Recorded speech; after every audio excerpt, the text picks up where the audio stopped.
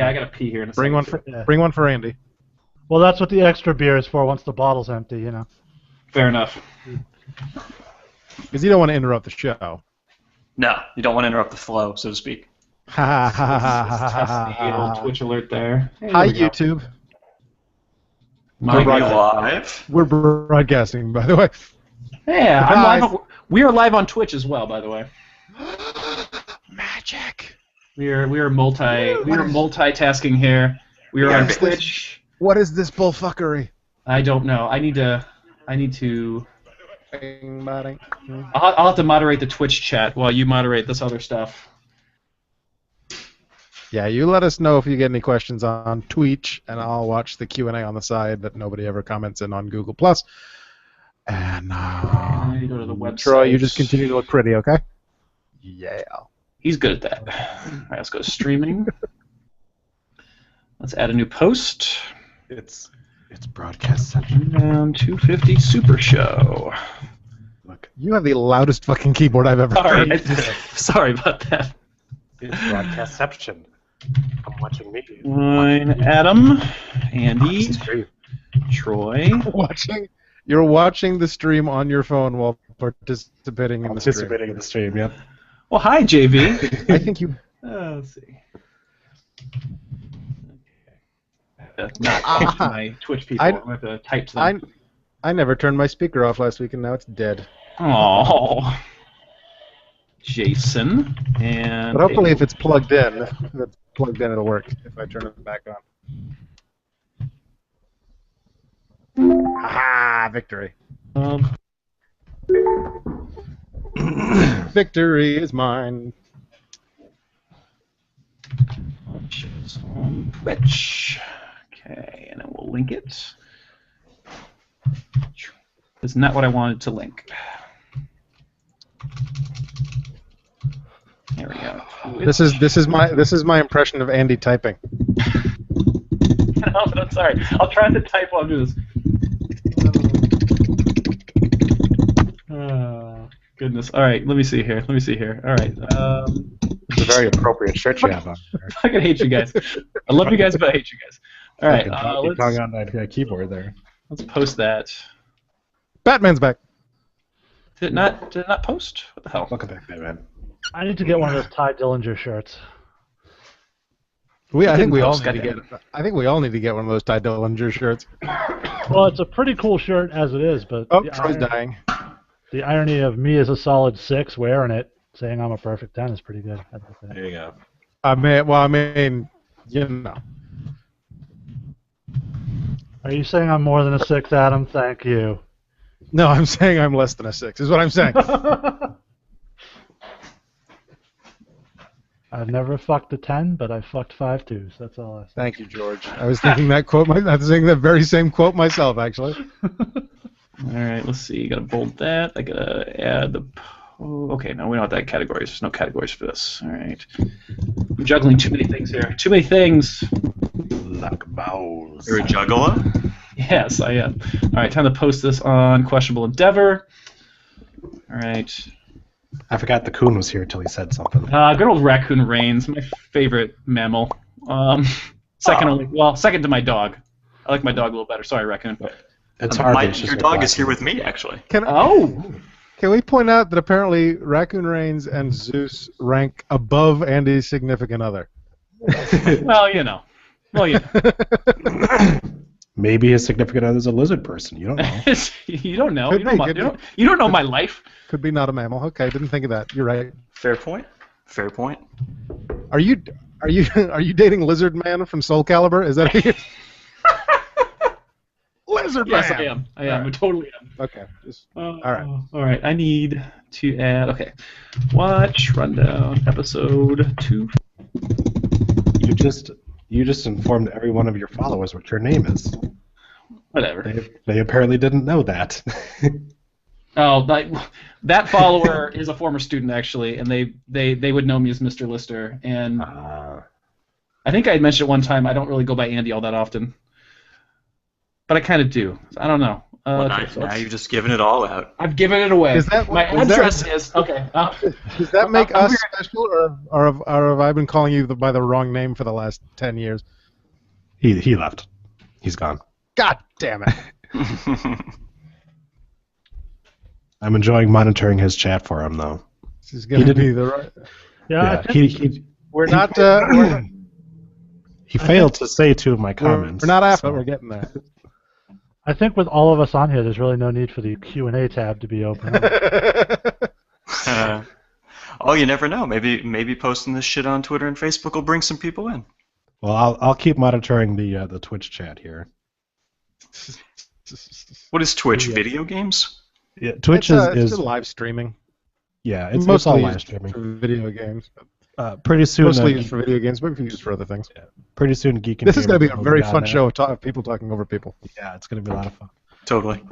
Pretty soon on Twitch. It'll still be better than Follow. Impact from last night. Shut the fuck up! I'm talking.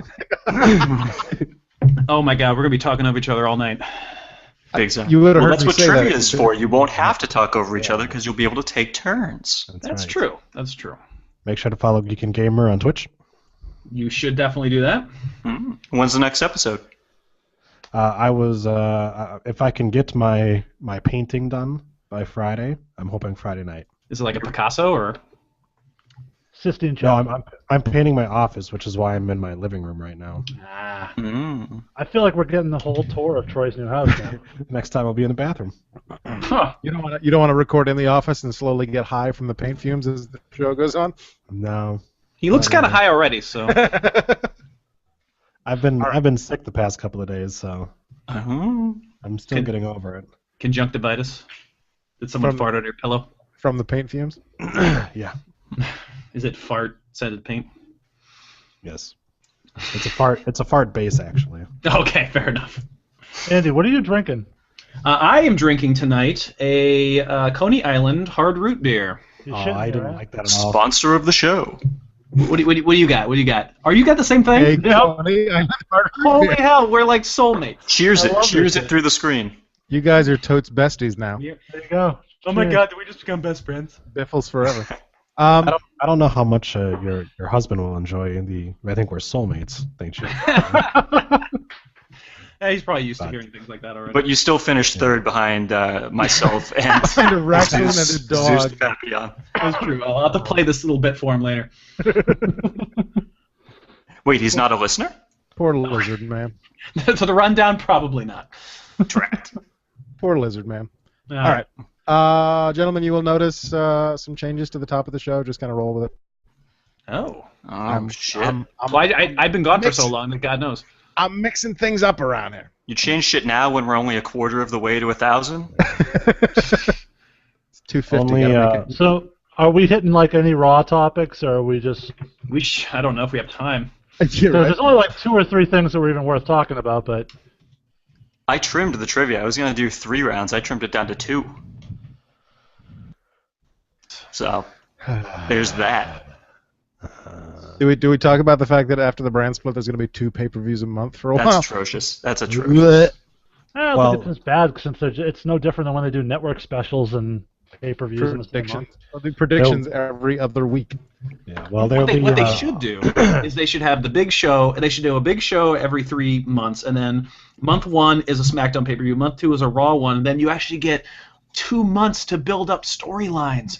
Which, my God, that would just be amazing. You should save that. That- You should save that comment for when we're actually recording it. Okay, true. Oh, Talking about, I should probably open up. Should probably open up Sunday to record this, shouldn't I? Jeez Oh, yeah. Christ, Andrew. That's also what they did during the last brand extension, and it didn't work. Yeah, it didn't work at all. But 20 pay-per-views a year, so we'll get there. I'm gonna kill myself. Yeah. We're gonna 20. have predictions. Oh my We're gonna have predictions every other week. Pretty That's much. right. Well, we'll get some. And it means they have to come up with 10 more stupid names for pay-per-views. Yeah, just bring back the Great American Bash and whatever other WCW pay-per-views they used to use. Well, we Sure. should- Hey, Hold on. I'm all for Halloween Havoc, Starrcade, and the Great American Bash coming. There you back. go. You think I did hear that they did file a trademark for Clash of the Champions. Oh. which is different than Night of the Champions. Apparently, we're supposed to save this for the show. We have a show we are that live. we have to do. Yeah, we are live not- on Twitch. Why are we not recording and talking about Because this on the Andy show? didn't have his goddamn Audacity running. Stop talking. We don't run. What? Okay. Hey, by the way, JV Flyer from Twitch says quiz masturbator. I like it. So there we go. There you go. Hey. So we have people watching. We do. We have 3 viewers right now on Twitch. Well, get Are ready for we- some trivia, ladies and gentlemen. 2 of them are me and Andy. Are but- we ready? I don't count as one. Oh, I count as one now. Yes, you do. Yes, we're Are ready. we ready to You're hurting record? cats. Yes. Is that your tribute to Chris Warren? One second. This on. Are you ready? Okay. I'll let you. I'll let Henry save that for his show. Yeah. This. That's actually been retired. Says you. How do I Says go down you, there? yeah, Let's go back buddy. to the top. When I'm here, we go old school, man. We go old school. That's right. Episode 250. My God, 50 And episodes 3. after when Raccoon Rain said we'd stop. Shut the fuck up and let me do this. Angst. It's 8:45 for fuck's sake. It's We're gonna be here 7:42 here. We're gonna be here until 3. It's 2, not going up till Friday. 1. Shut up. 250. 3, 2, 1. Record. With less technical difficulties than Pop 2V. Did I say 2V? Whatever. Who cares? This is the 250th episode of the Rundown. Play the theme song. Robo Adam. Sounds fine on my end. Hosted by T-Pain. Shouty! People listen to this, that's not going to make any sense because it's going to sound fine. This is when you say Hello, everyone. My name is Adam. I am your host. It is Wednesday, June 15th, 2016. Gentlemen, if I may, Nikki Bella is retiring. Oh, sorry, that's not the end of that sentence. Her finisher. She's retiring her finisher. What should her new finisher be, Jason? I would go with the Andrade Cien Almas skull fucking. Andy. She's still wrestling? Well, when she comes back, which I hope she never does. I'm gonna call it the hope she gets a terminal brain cancer and dies move. Ooh. Oh, man. Troy. Curb stomp. Raccoon Reigns. The Bella torture rack. That's not terrible. Well, it's Bellator Fighting Championships. certainly torture to watch their matches. No, wait, here you go. The Bella Lugosi. I approve. Thank you. Since you haven't turned your camera on yet, are you waiting for me to give you a formal introduction? I was. And I have Ladies and gentlemen, Okay. Raccoon Reigns. May I introduce myself? My name. My name. Introduce yourself. No, I just need to, because people may be watching and they may not know me. So if you don't mind, my name is Raccoon Reigns, and I am naturally nocturnal, and I smell like a urinal, and you can't teach that. And this right here, this is Dennis Hopper. And he takes 137 tiny poos a day, and you can't teach that. Bada boom, bunny and a raccoon, how you doing? And what do we got here? Couple of gators? No, what we got here is 4 haters trying to do battle in the Ultimate Trivia Challenge tonight. Unfortunately, there's only one word to describe you 4, and I'm gonna spell it out. C-A-W-K-X, Cox! And so basically what I'm saying is, hello, congrats on 250. I am so glad we did that. Well, I needed to give a formal introduction. Honestly, I'm not going to air any of the rest of the show. It's just going to be that repeated Just for loop. like an hour and a half. That's my new ringtone on my phone. WKS. And the couple gators thing is kind of topical today. Couple gators? Oh, yes, it is. Couple gators? I'm not saying that Gator had an alibi for where he was today, but no comment. No comment. Oh, boy. Oh, Lord. I didn't bring enough beer with me. No. Purple 250. parrot matches. Purple parrot matches. If you want to know what that means, watch last week's YouTube episode where we read our voicemails. Can't wait to see what comes up this week. Speaking of voicemails, we have two. Neither of them are topical. They're both congratulatory. So let's start. Let me. Wait. Hold on. Before we do that, What? theme song? We already did that. Oh. Here's the I don't first even one. remember hearing it. Rundown Wrestling Podcast, not your typical voicemail I want to leave today. Oh. See, tonight, the host of the Rundown will be broadcasting their 250th episode. Boys, congratulations. 250 episodes. Such a big deal. And not only congratulations, but thank you. Thank you for the hours and hours of entertainment. When most other podcasts pod-faded, you guys That's still not a word. It is a word. to your detriment. I'm kidding. But thank you to everybody who's ever been a Wait, is he host of kidding the about show, thanking from us for the hours and hours of Josh entertainment? to Frodo, Frodo. to Jason the New Frodo had a Sensation, ring. to Rockstar Troy, to Jason Raccoon Sensation's Rain, a different guy. Hey. to He said you were the Shadow new Bane sensation. Andy, Huh. and, of course, to Adam the Sith Lord. Thank you for the best damn podcast coming out of New England. Why am Talk I a to you guys Sith next Lord? week. I think he just mixed up the letters. And why did that sound? And why did that sound? Why did that start sounding like he was about to wish someone an in memoriam? Well, did we Guys. tell you this is the last episode of the Rundown? That's why we're all wearing black. Got to go out on 250. Yeah. Wait, so just because you're the head of the Questionable Endeavor Network, you're now firing me? You're canceling sure. my show? Adam, You're fired. Best of luck in your questionable endeavors. God. Adam, it's 250. It's time to go out on the bottom. Tune in next week for our new show, Racking with Nikki Bella. Ooh. Okay, I'm in. Thank you, Sal. Those words are very kind. This is the other one. Oh. This. Who was shitting on the nice message there? That was kind of harsh. Well, the dick move. He's the one who said he was just kidding about thanking us for hours of entertainment. Yeah, fair. Okay, this is the other voicemail that we received. Is it Tommy? Hello, Rundown. This is Senator Bernie Sanders calling in to congratulate you on your 250th episode. Wow. You know, when this podcast first started, Oh, Senator Sanders needs a better phone, I think.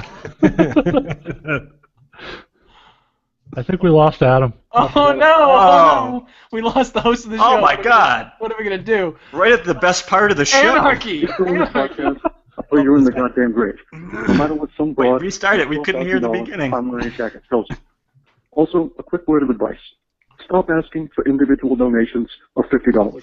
Instead, I would suggest you ask for 3 million donations, averaging $27 per person. And to my loyal supporter on the podcast, Mr. Andre Lester, keep up the good work, and I will see you on July 4th when Scott County Wrestling presents Hail to the Chinlocks. Doors open at 7:30, bell time at 8 o'clock p.m. Feel the burn or burn it out. My apologies for those of you watching on YouTube. I've had some Wi-Fi issues. What I'm going to do while you guys talk about something is go plug in a hardwire to the modem. I'll be right back. I just assumed Bernie Sanders had redistributed your bandwidth. Oh man. So what do we talk about? Anything we can kind of talk about wrestling wise while we wait for Adam to get a better internet connection? Anything from Raw, since we're not gonna have time to talk about it. Quick, Raw in 30 seconds. Someone go. I liked it. My favorite part was the throwback with the Kane and Shane thing to the car battery on the Yes. testicles. I thought that was great. I had actually thought about that when they shared screen time initially. I was like, oh, please mention it, and thankfully they did. Yes. That and the fact that Paige has now pinned Charlotte on Raw 2 times in a row in non-title matches and not gotten a title shot. That's true. Yeah. That's true. I really enjoyed the tag team kind of banter back and forth near the beginning of the show. That was pretty good. I like the whole Kofi and the shoe thing. That was pretty good. Oh well, and actually, probably one of the greatest lines in Raw history, delivered by Xavier Woods. Nobody blows my girl but me. That's Actually great. said on an episode of Monday Night Raw. Yeah, that was great. There's a Caitlyn Jenner joke there somewhere, but we'll leave it alone. I do enjoy Old Man Kofi. It's pretty great. Yeah, Oh, and the ripping on his shoes. I don't know if you saw that was a thing. The Steph Curry shoes that the internet has been tearing apart. Yeah. I had honestly forgotten that Kofi is the veteran of that group. He's the one that's been around the longest. But yeah, he needs to go back to 2009 because that was his best year ever. I'm not Be a gonna. time traveler like you. I'm not gonna lie. Having done shows on the Indies with Kofi, I feel particularly old when they make those fucking jokes. So I'm just glad he's finally found something to run with because he's always been a really good hand, the proverbial good hand, not a world title caliber guy, but he's always been pretty solid. So now he's finally got something he can run with. yeah, definitely. So I pointed- kudos to you, Kofi. I pointed this out to Jason directly on Twitter. Did you all catch the Mean Street Posse reference Yes. during the New Day promo? Okay, Yeah. just making sure. But still no Pete Gas appearance. They must be holding that off. I tried. I'm sorry. I tried. They're going to be Shane's goons when he takes over SmackDown. Right. Better be. Probably dead. Shane did say he was taking No. over SmackDown, right? For the record, Troy, Pete Gas made several appearances on the Edge and Christian show. That's true. Still alive and well. Has he really? Yes. No idea where Joey Abs or Rodney. Rodney. Yeah. Rodney. No idea where they are. But Pete Gas alive and well. They're Excellent. probably dead. This is dark. This episode is so dark. Can we talk about the fact that Sami Zayn actually won a match on Raw? Yeah. With the Canadian Destroyer. Kind of. Sort of, yeah. Well, what else would you call it? Canadian destruction. Ah. The Mexican plunge. Mhm. I don't know. Swiss Army knife. The next move to get banned. Yeah. Although Cesaro took a bad landing on that on the shoulder. I don't know if anyone caught that on the replay, but that bad shoulder he's got taped up was the first thing that came down hard. That's okay. That tape will prevent any injury. Well, That's obviously. what it's there for. Yeah. Kinesio tape is magic. He'll be fine. Do we think he's ever going to use that move as a finisher again, or is that just a one and done? Probably a one and done. The thing with Zayn that annoys me the most is that he's got that tremendous blue thunder bomb that he never wins with. Right. Which I think is a better finisher than the haluva kick, but Right. Yeah, I hate the haluva kick. I don't like that. It's pronounced hell of a. Should be. the only time I liked that was the one when he opened the match with it. I think that was great. But other than that four-way, the last pay-per-view.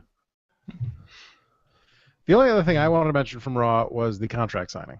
Yep. All right. That was a good segment. Because I'm not sure how I feel about the way that played out with the two contracts, and if you sign this one, you can't have the club, and if you sign this one, you're a giant pussy. I'm not sure. Good psychology. It was good psychology. I liked it. I have a quick question. Okay. Do they have to sign a contract for every match that they're in? Or is it just like the Yes, that's why. That's why when they come out and they make the Teddy Long specials, they always go to commercial, because during the commercials, an executive runs out and they all sign the contracts for the tag match and then runs back, and then the match starts when they come back from commercial. That's a true but statement. they don't have the appropriate 24-hour time period in order to read over the information that's contained within that contract to make sure they're not signing anything that they do not agree to. So, So you're saying we need more David Otunga? There you go. That's exactly what he's saying. He is actually on commentary for Superstars now. David Otunga and Dolph Ziggler are doing commentary for Superstars. Wow. He's probably going to be joining Mauro Ranallo on SmackDown once we do the brand splits. Oh boy, and they're 10 pay-per-views a year. Yep. Is it just me, or is Dolph Ziggler a quote-unquote comedian who has never once cut a good promo? His promos are terrible. Yeah, they're awful. And yet he tries to do stand-up comedy. Doesn't seem like a good fit. No. You bang Amy Schumer and all of a sudden you think you got her powers. Stick to what you're halfway decent to. Jobbing. I have a question. What do you think? Who do you think is better at this chosen craft? Is Ziggler a better comedian or Amy Schumer a better wrestler? She was in a movie with John Cena, so he probably taught her a few moves. Yeah, She did. She's also a terrible comedian. So. Oh, you're awful. She's amazing. Yeah, she's great. Ugh. I'd rather watch her wrestle, though, than Dolph Ziggler. Yeah, but Andy, you like Lisa Lampanelli, too. I love Lisa Lampanelli. She is amazing. Queen of Mean. I'm with Andy on that one, too. Awful. There we go. You guys are totes besties tonight. BFFs. Seriously. You're drinking the same beer. You're liking the same comedians. I'm out. We Maybe better you guys should get start a rolling. podcast. I'm out. I'm losing my buzz a little bit here. And we're all in on Carrot Top, right? 110%. And Jeff Dunham. You mean Adam? I wouldn't be all in on Jeff Dunham. No, that was the appropriate response to whatever that attempt of a joke that Jason made was. Silence, I think, was How do you silence 4 people at once? Put on a TNA pay-per-view. Ooh. Oh. Which That's already about won the that number of match. viewers. I do want to make sure that this gets into the show. This show started with Adam making a technical difficulties jokes, and then had 2 technical difficulties, which you probably will only hear one of them. Yeah. But It's a good thing you didn't start with a testicle and weed whacker joke. You won't hear either of them. Yeah. You'll just re-record. But we have had 0 That 70s Shows commercial, so we're good. True. Yes, we did not start the show with 110 minutes of commercials this week. Thanks, Pop TV. Okay. Interesting way to go commercial-free, I guess. We got all the commercials out ahead of time. Now we're just gonna air straight through, starting at 10:50 p.m. For their live show that was taped 2 hours before it actually went on TV anyway. Thoughts on Gail Kim in the TNA Hall of Fame? I noticed that the picture that they used, she was wearing a very AJ Styles-esque jacket. TNA still has a Hall of Fame? That's Right. what? Well, they only do one inductee a year, so. And it's always an active competitor personality. Right. I personally dislike Gail Kim, not because she's bad in the ring. Because she's Asian, right? Do you think? No, that's Adam's thing. Adam dislikes the Asians. We established that last week. No, I personally find, she's gone around and gotten a lot of mileage out of telling jokes about the fact that she completely disrespected the business she's unhappy with her spot in WWE, which is fine. A lot of people are. A lot of people don't go out and take a shit on the business by eliminating themselves from a battle royal. I was just going on to make a national battle TV. royal, Jay. God damn it. Yeah. So I lost all respect for her at that point. I was going to say, do you think in the middle of her speech, the referee walks up to her, tells her to go home, and she just stops talking and leaves? Hey, Jason, I have a question for you. Shoot. Can you move a little bit to your left so I can see the Sox game? It's 6-0. You're not missing much. Okay, all right. All right. Anything else to talk about from Raw before we move to a couple of news stories, then predictions, and then the Grand Trivia Championship?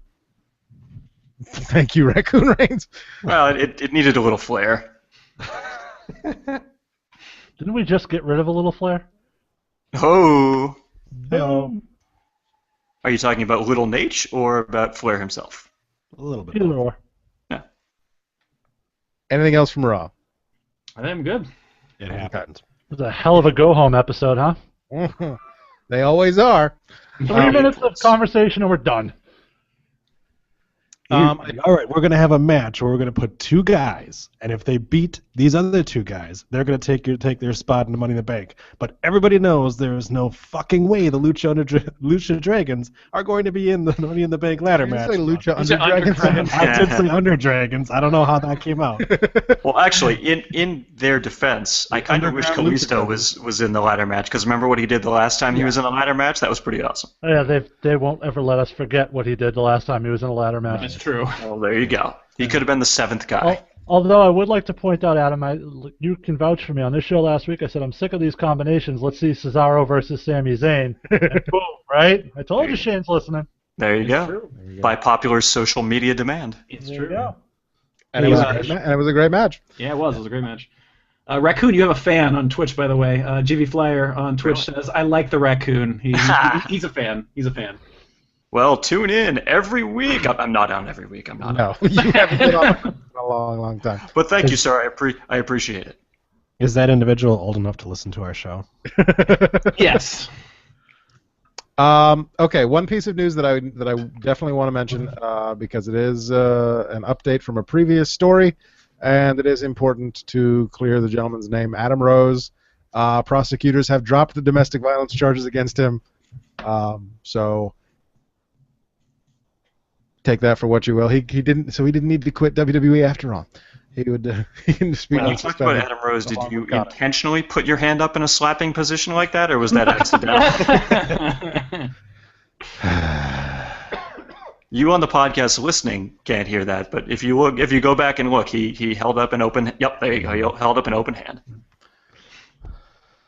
So Adam Rose, who doesn't appear as if he works out anymore, got popped for what we believe to be steroids. Mm-hmm. And during that hiatus, he may or may not have beat his wife. Oh, God. Roid rage. And then took her phone and proceeded to then get tampering with a witness. That's like But watching a it's 3D okay. movie.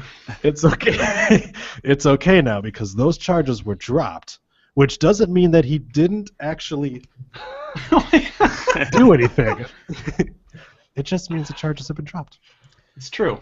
For those of you listening on iTunes, Stitcher, or Podomatic, I beg of you to go to YouTube and watch that because that was fun. It was, I agree with Andy's assessment. That was like a 3D movie. It was. I do feel like we're throwing around a lot of inaccurate statements on this topic, and I think it's important for the sake of credibility that we point out it's Aldo Rose now.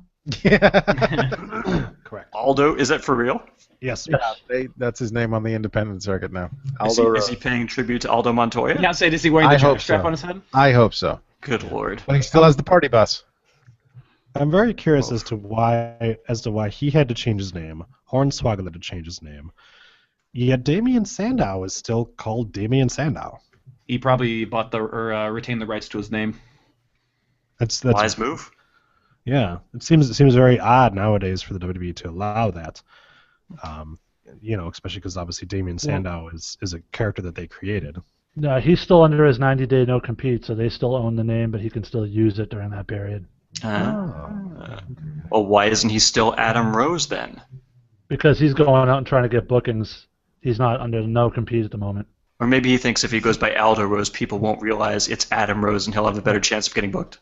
Well, he's doing the exact same true. gimmick. He is. He's going back to the party boy gimmick, except now the rosebuds are they're not PG. No. Yeah. No. Whatever the fuck that means. Considering I that don't know. Strippers and porn stars. Straight Considering anal that- on the way to the ring. Yeah, considering that Sandow went back to his old gimmick of a stunt double, I'm assuming that Cody Rhodes is growing that mustache back. Yeah, nice. One can only hope. Jason, do you want to elaborate briefly on your Cody Rhodes conspiracy? Oh God, it's going another week. please More don't. conspiracy. Given Oh, the no, I bookings that just- he's accepted. The guy quit. All I right. don't go too far into it, but you look at all the guys he's facing. They're all guys who are either soon to be in the WWE, formerly in the WWE or guys that are currently working with the WWE. Tommaso Ciampa's, Johnny Gargano's, Kurt Angle's, Pat Buck's a guy they've looked at closely in the past. He's working for Evolve. He's working for PWG, companies that the WWE has relationships with. I still believe in the whole conspiracy thing. I think they're trying to sell this angle. I think this is similar to when Matt Hardy got released because Edge stole Lita from him. And 2 months later, Matt Hardy played the renegade, showing up and jumping him out of the crowd. Yeah, but the difference was also elaborate on your theory of how 9/11 was an inside job. You beat me to the joke. You beat me. Yeah. High five over here, Andy. High five. Oh, yeah. Hey, Andy, do you need to take that call? I'm good. In all fairness, a crossroads can't melt steel beams. That's all I'm saying. hey, I'm going out on a limb with it. I fully understand that, but On the 9/11 thing? No.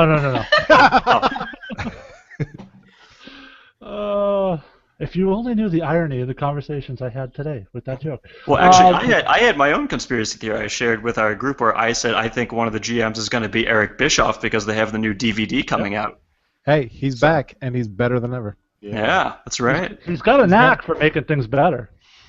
Well, I realize we're going back a little bit to Raw again, but it appears that our little guest former GM thing is going to continue because we had Kane show up. Thank God corporate Kane came back. Yeah, but it sounds like only for a week because they had made a direct reference to Teddy Long last week, so I'm assuming there is a good chance that maybe Bischoff does show up next week, at least for a one-off appearance. I want a Vicky Guerrero. Yeah, Vicky's going to be there at some point, yeah. That'd be amazing. Probably. I'm hoping for the Mike Adamle return. Yes. Yeah. No. God, no. Adam Lee. Will you settle for Chief Morley? God, no. That guy's a fucking douchebag. He's a douchebag? He is such a douchebag. Doesn't he have like a marijuana dispensary or something? Runs a marijuana dispensary. But I believe that runs a marijuana dispensary could be a douchebag. Have you seen his Twitter? Anyway, I do believe he is also real life friends with Dr. Meat, who follows the Rundown on Twitter. that's true. Oh. Well, Kizarni follows the Raw Attitude podcast on Twitter, so Love that. your move. We'll pimp the Questionable Endeavors network later. Sure, of course. With our full representation here on the panel. That's great. Okay. One other thing to talk about, we touched on it briefly before the show started. Jerry Lawler at the 38th annual Superman celebration in Metropolis, Illinois, of all the places to Hey, I've been there before. There's nothing there really. There's just a tourist trap. There's nothing there at all. Of all the places to accidentally leak information. According to a fan in attendance who spoke with Lawler, Lawler said that WWE was planning to have 2 pay-per-view events a month after the brand extension starts. One for Raw, one for SmackDown, but the big 4, Mania, SummerSlam, Rumble, and Survivor Series would be co-branded. Of course, during the previous brand extension, they would alternate months. Each brand would get its own pay-per-view, but they would still only have 1 pay-per-view per month, a.k.a. the correct way to do it, with the big events being a combined show. And then, of course, they started combining every pay-per-view. Why do they think people want 20 pay-per-views a year? And on top of that, you have the NXT specials, like 4 a year. So you're looking at like 24 pay-per-view specials. Plus the live events. Right, a year. Plus you're going to have like Beast in the East. That's what I said. That's why I said live events. Yeah. And then you got like a West. fucking 3-hour Raw that is not necessary as it is. And potentially a 3-hour SmackDown. No. God, I hope not. No, is that actually on the table? Yeah. Oh. God, Not to mention the fact that we have Superstars, Main Event, Saturday Morning Shitbag. Nobody watches. What all the other fucking shows that we got? 20 pay-per-views a year. So here's what, before we started recording, I was talking about this idea. One of the gripes I've had with WWE pay-per-views for a while is that you only have a month of build-up. If you go back to like the 80s and 90s where you had, before the in-your-house phenomenon, you had a couple of months. Yeah, it was only the big 4. With maybe a special like Tuesday in Texas thrown in every once in a while. And, why not, if you have these 2 brands, take 2 months to build a storyline or a month and a half and do a pay-per-view, let's say a 3-month spread, month 1, SmackDown, month 2, Raw, month 3, combined show, and then maybe swap, and then month 4 is Raw instead of SmackDown again. And then Just do it that way, and then you're not completely oversaturating the market as well as boring the fans with too much content. But there's a very simple answer for that. Creative doesn't know how to fucking do that. I actually think aren't champions contractually obligated to defend their titles every 30 days? Well, we get title on Raw. You know? Please, they haven't enforced that stipulation in years. The Miz is filming a goddamn movie as the Intercontinental Champion. He currently is out for 4 weeks. He defended it at the last pay-per-view. He hasn't gone over the clock yet. He's not defending it at this pay-per-view. Make Raw and SmackDown must-see and actually defend the titles on the regular shows every once in a while. And actually have title changes on the regular shows. Yeah, there you go. Well, that would be the big thing, is you got to make sure that every once in a while you pepper in an actual title change. Otherwise everyone's just going to be like, well, we know what's going to happen now. But yeah, maybe every 16 to 18 months or so, have a title change happen at a house show. Maybe. I guess I'm going to be the Massachusetts. I guess I'll be the voice of dissension on this. I don't have a problem with this. I mean, it sounds like a lot, I guess, when you hear it. It is staggering to hear it, but at the same time, I think the plan that they have, or the vision they have, involves a lot of people becoming agnostic to a certain brand, because they're going. I think they're going to make them very different. Like we've talked about, one will be your wrestling show, one will be your actual entertainment show. And I think they figure the people who are watching for the hardcore wrestling might not watch Raw, so they want to give them an event every month that they're used to having. You don't have to watch. They're going to be separate enough that if you don't watch one, you shouldn't be at. But they're also now not charging $40 or $60 a piece for them. They're all included with your WWE Network subscription. So it doesn't cost you anything. If you don't want to watch it, don't watch it. And if you do, it's there for you. You might also be able. This is really just a push to get people to buy the network. The cost of your pay-per-view just went from $10 a month to $5 a month, okay? My main concern is that the pay-per-views you do get, even though you're not paying more for them, they're going to be as watered down as that beer you two are drinking. Oh, it's gonna be watered Probably down true. because I pull out I fully support WWE Bad Blood, WWE Armageddon, Revenge WWE of the Taboo Taker. Tuesday. bring back Please, In Your House. please, Cyber Sunday, please. Cyber Sunday.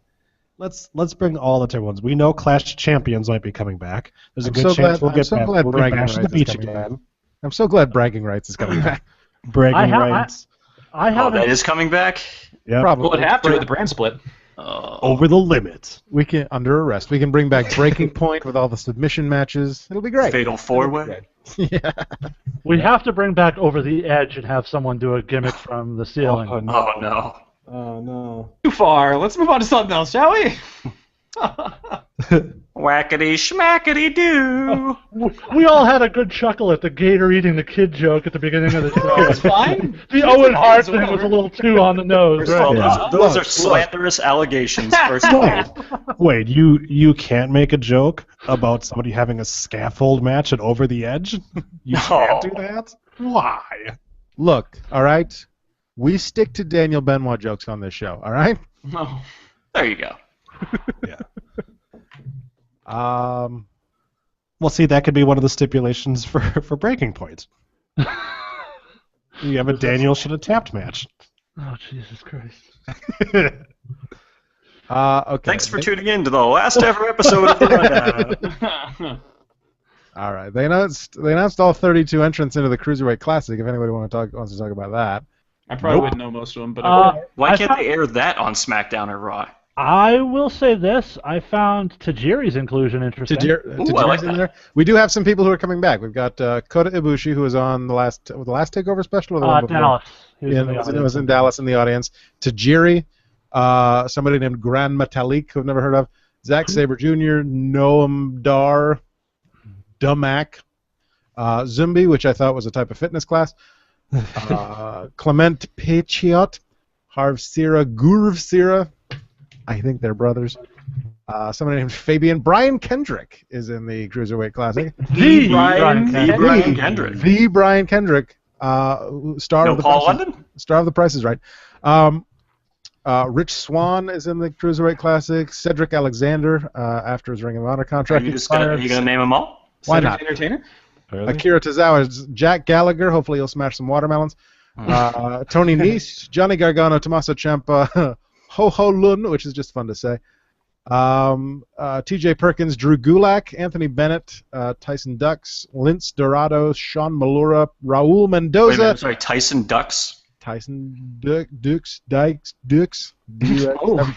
Kevin Owens is very happy that he's in there, whoever that is. He's a tremendous competitor. If you're not familiar, go watch him on the internet. The guy can really do some tremendous things. Lince Dorado, Sean Malura, Raul Mendoza, Kenneth Johnson, Alejandro Saez, Damian Slater, Daivari. He's coming back. Mm-hmm. Brother, it's actually his brother.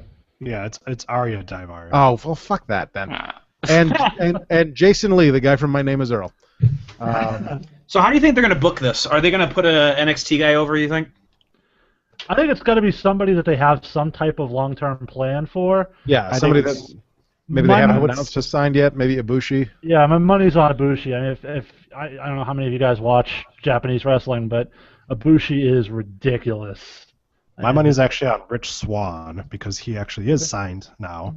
So I think he'd be a good one to win it and then have him progress onto NXT with that whole. This is the guy who won the Global Cruiserweight Championship match. Yeah. Zack Sabre Jr. is another guy that wouldn't shock me if he ended up winning the whole thing. That's Paige's brother. Amazing Red was apparently supposed to be in it, but he broke his ankle, and so now he's not. Yeah. Which I'm going for Ho Ho Ming or Ho whatever. It's so cool. I don't even know who he is. Just because you like the pastries. Exactly, they're great. I think Ricochet was originally supposed to be in there too, but contractually, Lucha Underground had a problem with it. When he wasn't exposing the damn business. Well, you know. No. That's Prince Puma you're thinking of. Those are two different people. Oh, okay. One's got a mask on. Right. They do have identical tattoos. It's creepy. Yeah. It happens sometimes, man. Tattoo stealing is a real epidemic. Oh, I know. Adam used to be in a federation where the guy had the exact Randy Orton tattoos, didn't he? Yeah,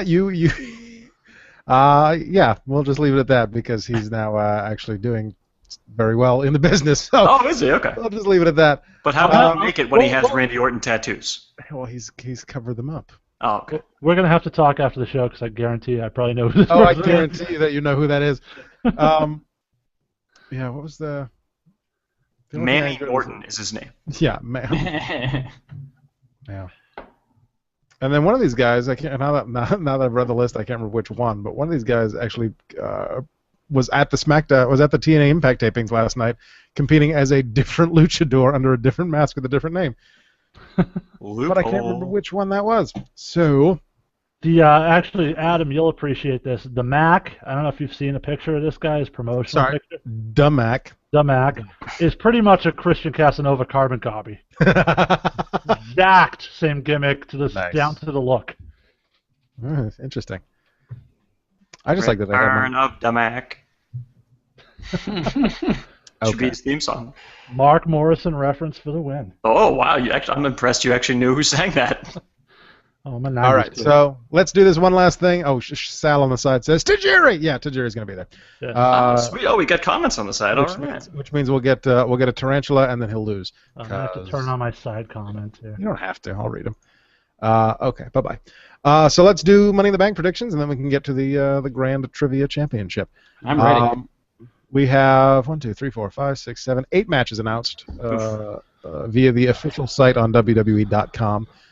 For some reason, we have 2 kickoff matches again, and for some reason, one of those 2 matches is Dolph Ziggler versus Baron Corbin. Who are you flipping off?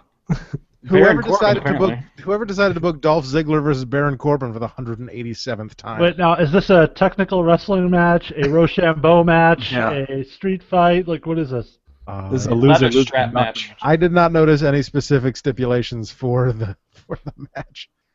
But they're not on Raw anyway, so I guess we won't know till SmackDown. I can go back and look if you want. But. No, that's all right. It's a loser gets a rematch match. Although I will say this, their entire feud has pretty much played out on SmackDown since like 2 pay-per-views ago. Is there any doubt which brand they're ending up on after the draft? It's a last blood match. I don't know what that means. I just think it sounds funny. Then all the fans lose because they will all kill themselves. The last blood match would be before menopause, right? Oh. Whackity schmackity doo. That's an old school 3-for-all joke right there. Yeah, well, there you go. Coming up in just a few, folks. Good lord, good lord. Sal Vicky's says- not even in comment on this the side. match. What'd you say? I said, Vicky's not even in this match, goddammit. How'd she win? Where the fuck is Vicky? Sal says Dolph versus Corbin with no build-up, because what else can we do with those two?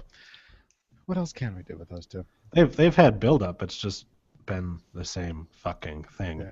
Over Aren't they about and due over. to be a tag team now? Probably. So do we care who wins that one? Do we care at all who wins that one? Would that be team receding hairline? I'll take Corbin.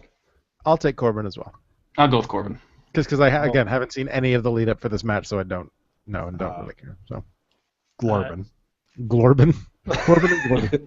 Wait, That's is Corbin the guy who used to have the Randy Orton tattoos? That's an old school fucking joke from this show. I don't even remember who it was that we were referring to as Glorbin. That's how long Oh ago. God, I remember. I don't. Yeah, what was that? It was when he was at some random ass tag team in NXT. Corbin and Glorbin. Oh yeah, you're right. You're right. That was Rhino. But,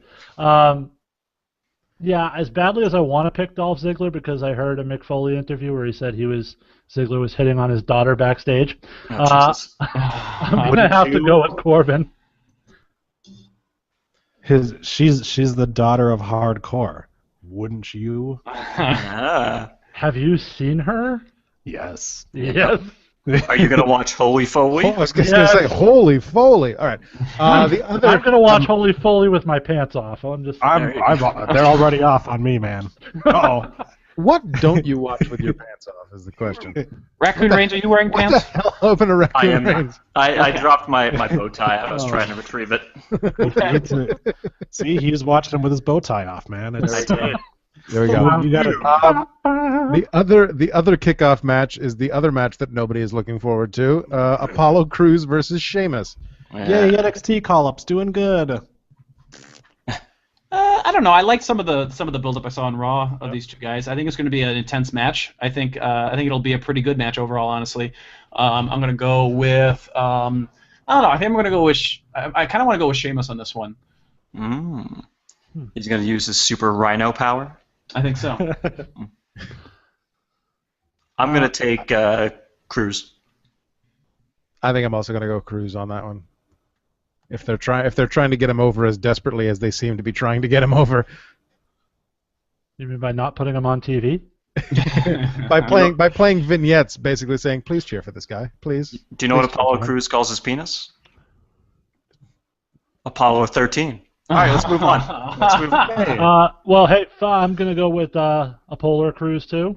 I actually enjoyed what they did on Raw this week. I thought he came out, he made the save, he looked physical, he looked intense, he didn't smile. And I think he's got something now that he never had really even in NXT, which is an actual storyline, a rivalry. That's true. And something to move on. It's always been one-off matches for him, and now he's got an actual something to build on. I think he's doing well with it so far. We'll see what he can do. I feel like dual this citizenship was in Hot Nation. Wasn't his biggest feud in NXT with Baron Corbin after he eliminated him from the Battle Royal? Or am I thinking of something else? Yeah, no, you're right. One match. Yeah. Oh boy. I do enjoy that this is kind of these two are kind of a sitcom. There it's like big angry white guy and smiling black guy, polar opposites. Sunday nights on Fox. So I'm gonna go with the smiling black guy to win this one. The odd couple, but slightly racist. One smiles all the time, the other not so much. It's smiling black guy and frowning white guy. One's got a mohawk, but it might not be the one you expect. I don't know what that means. That was terrible. Sometimes I just say things. They don't mean anything. That was like one of our jokes. How do you think we've lasted to 250 episodes? Next match, the women's tag match, Charlotte and Dana versus Natalya and Becky. Because why have a women's title match at a pay-per-view? And why are they already teasing dissension between Charlotte and Dana when she literally kicked her father, a 16-time champion, to the curb so she could team up with Dana Brooke? Why are you teasing the dissension already? But she apologized for that 2 weeks later. Yeah. Hashtag women's revolution. Oh, yeah. Exactly. Yeah, this is what happens when you still have the same exact writers writing for this shit. None of them care about it, and all it is the entire pack of women are just crazy bitches, and they go crazy and they do things because they got PMS and shit. So this is what happens. You get two people who could easily start a new female 4 horsewomen faction. And instead we get, oh, she cost her a match, and oh, she might cost her the match at, maybe she screws up at Money in the Bank here. Maybe we see then Dana Brooke goes for the title. Who fucking knows? Because it's the women's division. Who gives a shit? By the way, 4 women in the match, none of whom is Sasha Banks. Yeah. By the way, Alicia Fox is a face this week. Oh. It's like I said last week. I gotta write that down. You gotta keep tabs. Right next to the running count of Big Show turns. Yes. Yeah, I said it last week, and I think it still holds true. The thing about a revolution. What in the world do you have in your hands? But you said you wanted to write it down. I was offering it down. He's offering Troy a pen. No?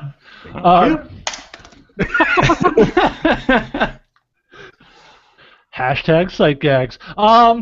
So, yeah, I think the thing about a revolution is you eventually end up where you started, and we're seeing that now. And I don't see much purpose to this match. But if I have to pick one, I'm going to go, since it's a tag match and the title's not on the line, I'm going to go Becky and Natalya. Agreed. I guess I'll agree too. Yay! Happy So we're all unanimous on all these so far, I think. And we're all going to be wrong.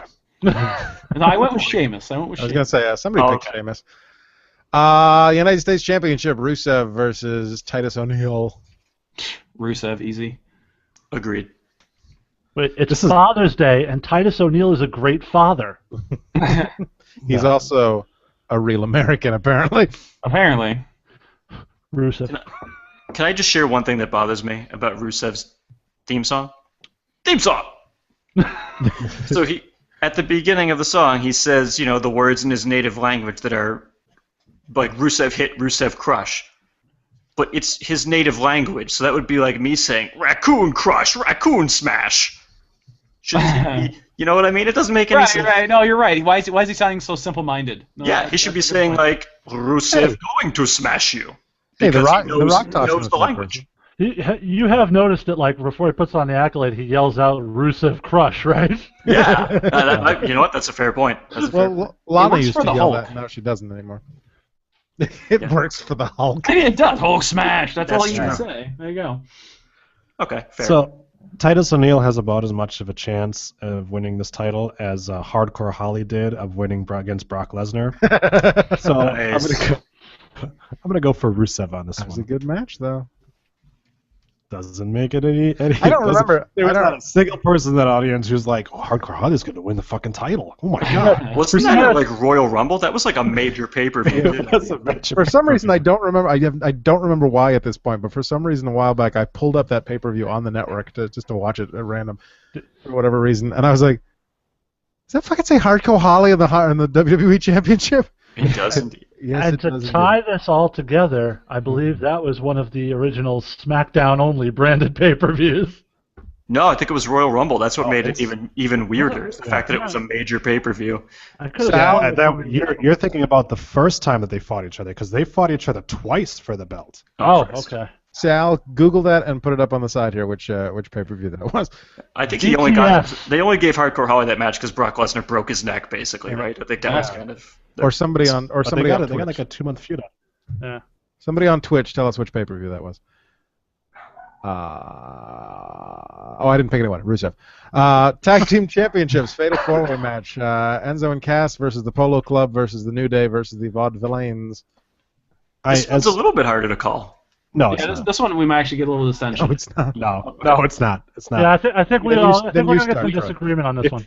If we made sure that Nikki Bella hung onto that fucking belt to set the record over AJ Lee, we are for sure making sure that the New Day break Kendrick and London's record, because that is You think so? the thing that WWE likes to do right now. They like to have record-breaking teams. And Well, wait, how many record-breaking days has teams. it been?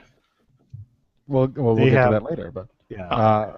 They have to last until the 18th of next month. they have to last until the day before Battleground. Ah, Yes. okay. which means they could lose it at Battleground, but they are not losing it this Sunday. At least that's what I think. You So make a Stone very Cold good Lock of the point. Night. Make a very good point. I'm taking the club. I'm taking the club. I think I'm going to go with Enzo and Cass. I think they've had a lot of heat, and they're getting really over with the fans. I think we'll have a surprise turn there, and they'll take the belts. All right. Jason, I wish these things meant something so I could actually beat you guys. I think the very reason for the fact that this is a fatal four-way is so that the club can win the belts without the New Day taking the fall. I think the club pins the Vaudevillains. Nobody's picked the Vaudevillains yet. So I am going to pick the club. There you go. The Vaudevillains and Titus O'Neil are trying to figure out who has a better chance of winning. I think Titus O'Neil's daughter has a better chance. Hello. If you got a 33% chance, and I got a 107. No Scott Steiner WrestleMania. We don't need it. Next on the list, Money in the Bank. Kevin Owens, Alberto Del Rio, You can stop after Kevin Owens. Ambrose, and Chris Jericho. Sal on the side says Hardcore Holly challenged Brock at the 2004 Royal Rumble. Boom! In your face. Hey, who won the 2004 Royal Rumble while we're at it? Who was that? That was Chris. Stevie Hemsworth. Chris Hemsworth. No, Stevie Richards. Crispin Glover. Chris Jericho? Daniel Pooter. Didn't Chris Jericho win it in Appleton? Wasn't that? Pooter. Woo! Oh my God, that was the Rumble where they stiffed the shit out of Daniel. Oh yeah, Pooter, wasn't yeah. it? Benoit. Was it Benoit and Guerrero? I think. Benoit Guerrero and Hardcore Holly. Yeah. Just giving him chops and then just tossing him out unceremoniously. That was terrible. Beautiful. Episode 250, 3 Hardcore Holly references, a new record. Yeah. Woo! I remember when he retweeted something. I was just gonna say. Andy was watching an old episode of Raw and I was live tweeting it on @Rundown Podcast, and Hardcore Holly retweeted a couple of the tweets. It's true. It was one of the ones where he was in the New Midnight Express, #Raw Attitude Podcast. Was he Bodacious Bob or Bombastic Bob? Bombastic Bob. And Bodacious Bart? Okay. I hope that's not a question in trivia later. In 2002, he suffered a broken neck when Brock powerbombed him on his neck. Well, I'm glad you specified that it was the neck. So now he has to rewrite trivia, and Troy made him throw his fucking pen. I can't find it. I can't reach across like 1,000 miles of open air to grab a pen from you. And I would reach 1,000 miles. It's physically impossible. I think we've talked about we've posited on this show a couple of times, Jason and I have, that it's both of us are leaning Owens, but it also could possibly be Sammy to push that feud a little bit. I liked your theory last week where Sammy wins it, but then Owen challenges him for it and takes it from him, Mr. Kennedy style. But I'm gonna go Owens on that. Yeah, I gotta go Owens. I got my hand up as well. I got my hand up over here. Hey, call on me. Go ahead, Troy. Yes. Despite the fact that I'm wearing a Kevin Owens shirt, I actually am going with Dean Ambrose on this Traitor! one. Oh, yeah, Troy, I'm with you, Troy. I'm definitely going Dean Ambrose, especially because what I think is going to happen is I think no matter who wins the main event, it's going to set up a triple threat match at SummerSlam. Boom! Shield triple threat match. And how do you do that? By having Dean Ambrose cash in the Money at the Bank at the end of the match and pin Roman Reigns. Because you have Roman Reigns get his rematch, and you have Seth Rollins go, I still haven't lost that belt. Ooh. It'd be great, and it would get a little bit of dissension between Roman and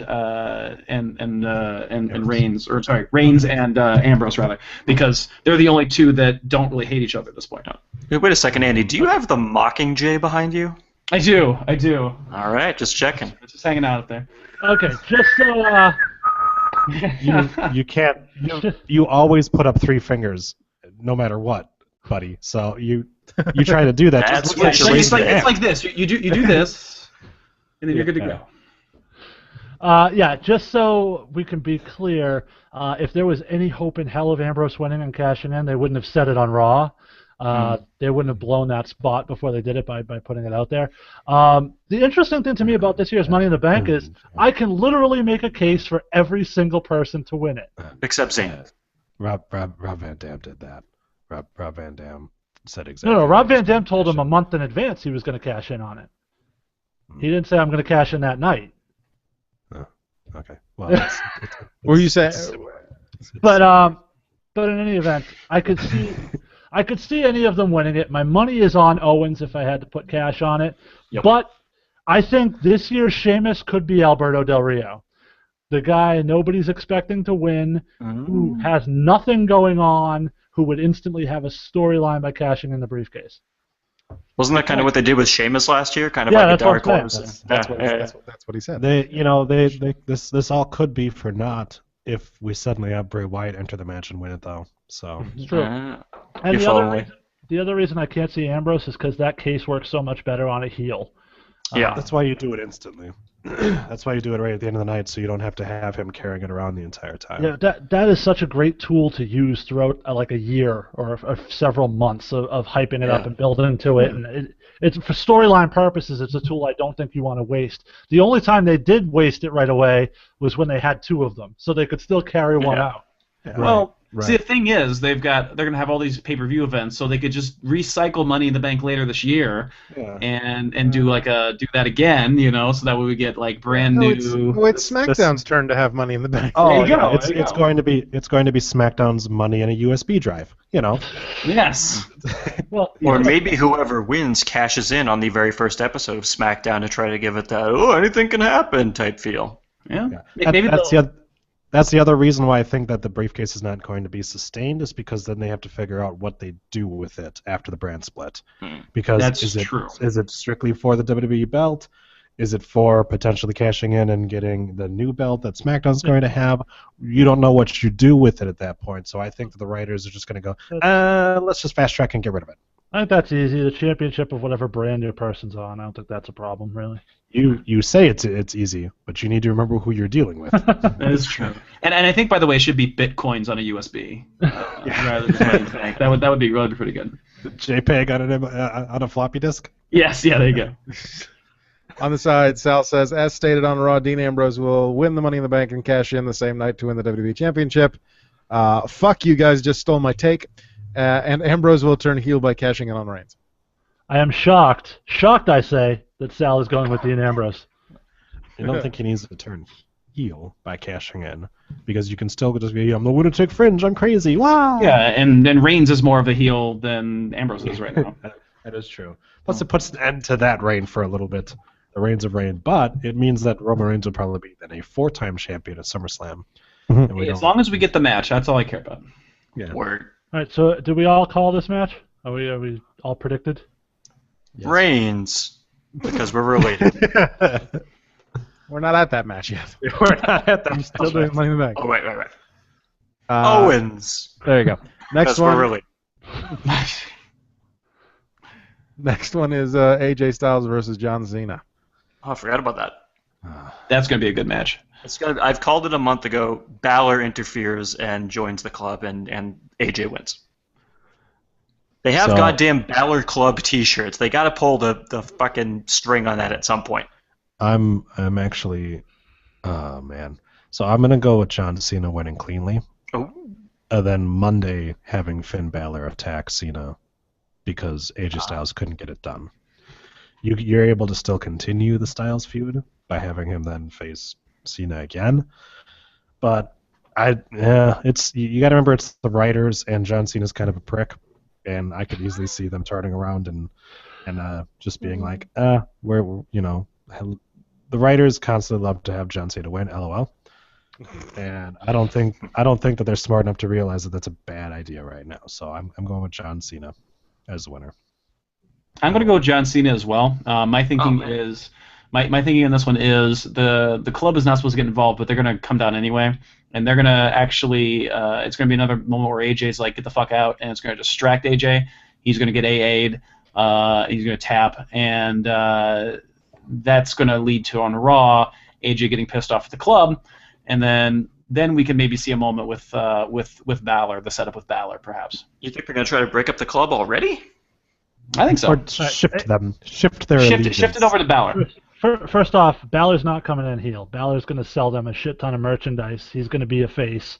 That was I guarantee you that was the entire reason they turned AJ, was because they can't have Finn Balor come in as a heel. So they needed AJ to be the heel.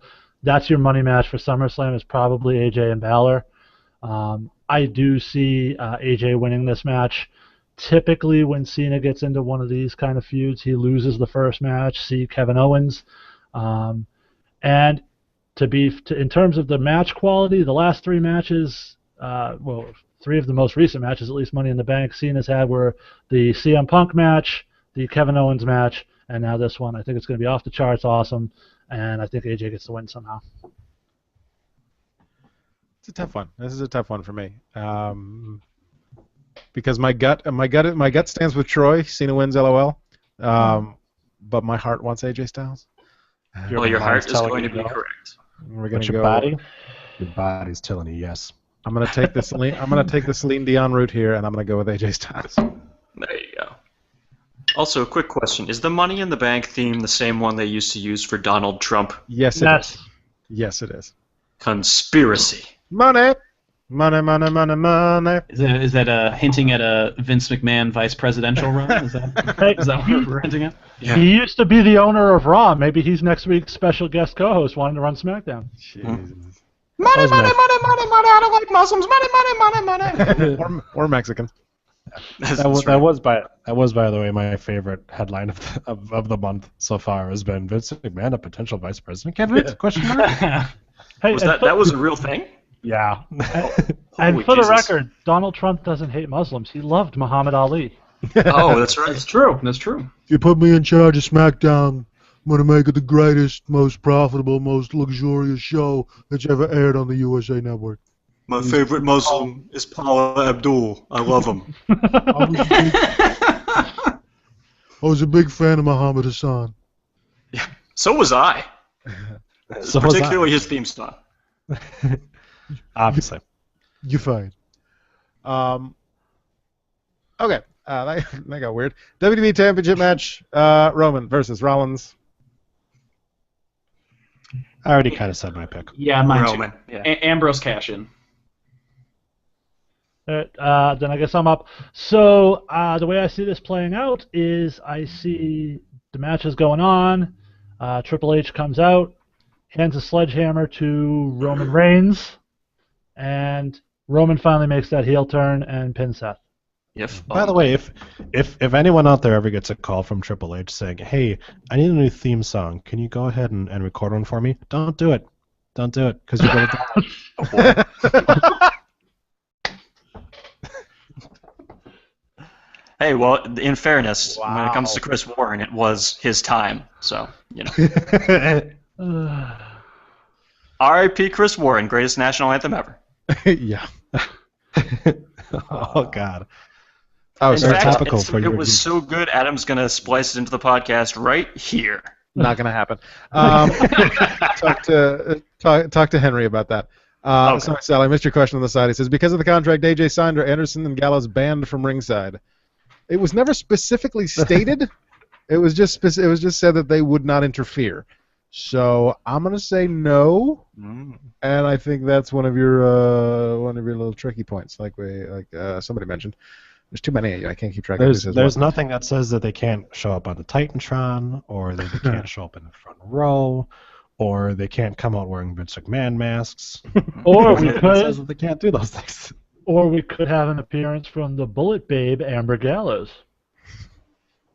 Is she related to Luke Gallows? Who's the Bullet Babe? It's his wife.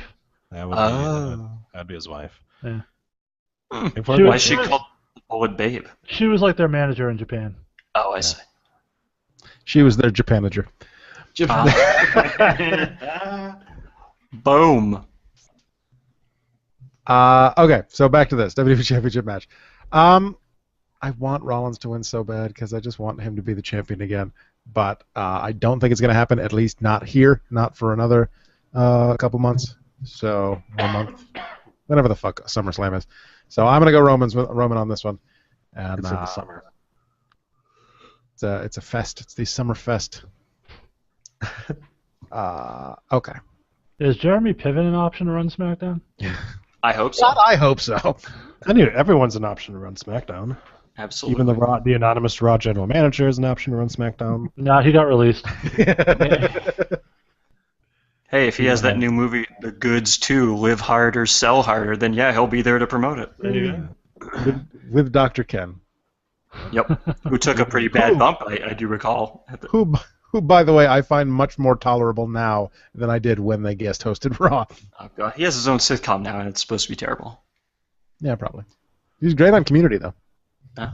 I think the He was an highlight of his actual career- fucking doctor, and he went to do shitty comedy. So Yeah, the highlight of his Respect. career was jumping naked out of a trunk in The Hangover. that was, well, in fairness, that was pretty good. Hmm. My Fandangler is bigger than his, and you can't see it, but it doesn't take much. I mean, I know Adam doesn't like him because, you know. Oh. God damn it. What? That's twice now. You didn't have listen to twice last said it. week's episode, did you? You have to. You don't have to ask me that question, Adam. I know I don't have to ask you that question, but Troy usually listens to the episodes he's not on. For you new usually do, listeners but I- out there, Adam has a history of making anti-Japanese comments. Apparently, man. All I said was that Maria Kanellis is hotter than Gail Kim. That's all I said. Whoa, Well, that's a dude, true whoa. statement. So TNA must have been a mixed bag for you because Jade the Asian lost her title, but Gail Kim's going to the Hall of Fame. So what do you do? Whatever you do, don't go back to episode 247 and listen to his Shinsuke Nakamura rant. Just don't do it. Yeah. Let me go ahead and set the record straight here. Exist. Number one, Maria Kanellis is definitely hotter than Gail Kim. For one, Gail Kim has fake titties. Oh? Number Which I two, don't have a problem with. Gail Kim sounds like a terrible human being. And number three, I am very glad that Allison Kay, or whatever she goes by now, won the TNA Knockouts Oh, Championship. Sienna, yes. Sienna, that's a stupid name. Why didn't you just call her Allison Kay? Color? Is that Well, And for the record, when you sprung your surprise TNA predictions on me last week, I picked Jade over Sienna because I prefer green to brown as a color, which is nothing to do with Ooh. race. Whoa, It has another nothing to do racist with- comment? Jesus Jesus. Christ. My goodness. All right. Well, that was stupid of you. Why they don't use that name, Troy, is that the other character that they've given to Cherry Bomb is named Allie. They probably just thought it was too close on that. Remember that thing I said at the start of the show about me just talking and things falling out of my mouth? That's what we're talking about. Why? That's what she said. So what's in your mouth to fall out, Adam? So why wouldn't they have Words. called Why wouldn't they call Cherry Bomb Cherry Bomb? You're not WWE. You don't have to rename your people. Okay. I okay. get that you're having this issue right now where every single person that actually went by their indie name that made a name for themselves in your company now work for the other guys. But there's no reason to change a perfectly good name if people know those people by those names. Troy, this is a company that had a pay-per-view Sunday that required selling half of their company to the Smashing Pumpkins' Billy Corgan to get the production trucks to the arena because they're so far in the hole. First off, Billy Corgan's a fucking idiot. Why don't you just flush your money down the toilet? But yeah, so let's not apply too much logic to the TNA. I wasn't gonna bring that up, but since you did, can we also talk about the fact that TNA is now looking to get guaranteed contracts for their top guys so they can book their indie dates and whatnot, which is something they will never ever be able to afford. How about this, Adam? They literally, like I said, almost couldn't make their pay-per-view and TV tapings, I saw the story. but they announced they've just re-signed Lashley to a new contract. Wow. All I can say is I'm just like, for the next pay-per-view, despite all their rage, they're still locked in a steel cage. Can't wait. And that's why I see what you did there. and that's why Lashley won the championship. Yep. Because Well, he's their the next- only one under contract. Yeah. Yeah, their next pay-per-view is not actually till October, so 2 a year they're down to. So that way they can have Smashing Pumpkins be the actual name of their next pay-per-view because it's Halloween themed. I love that they're still doing Lockdown and they're still doing all those other ones, but it's a special episode of Impact.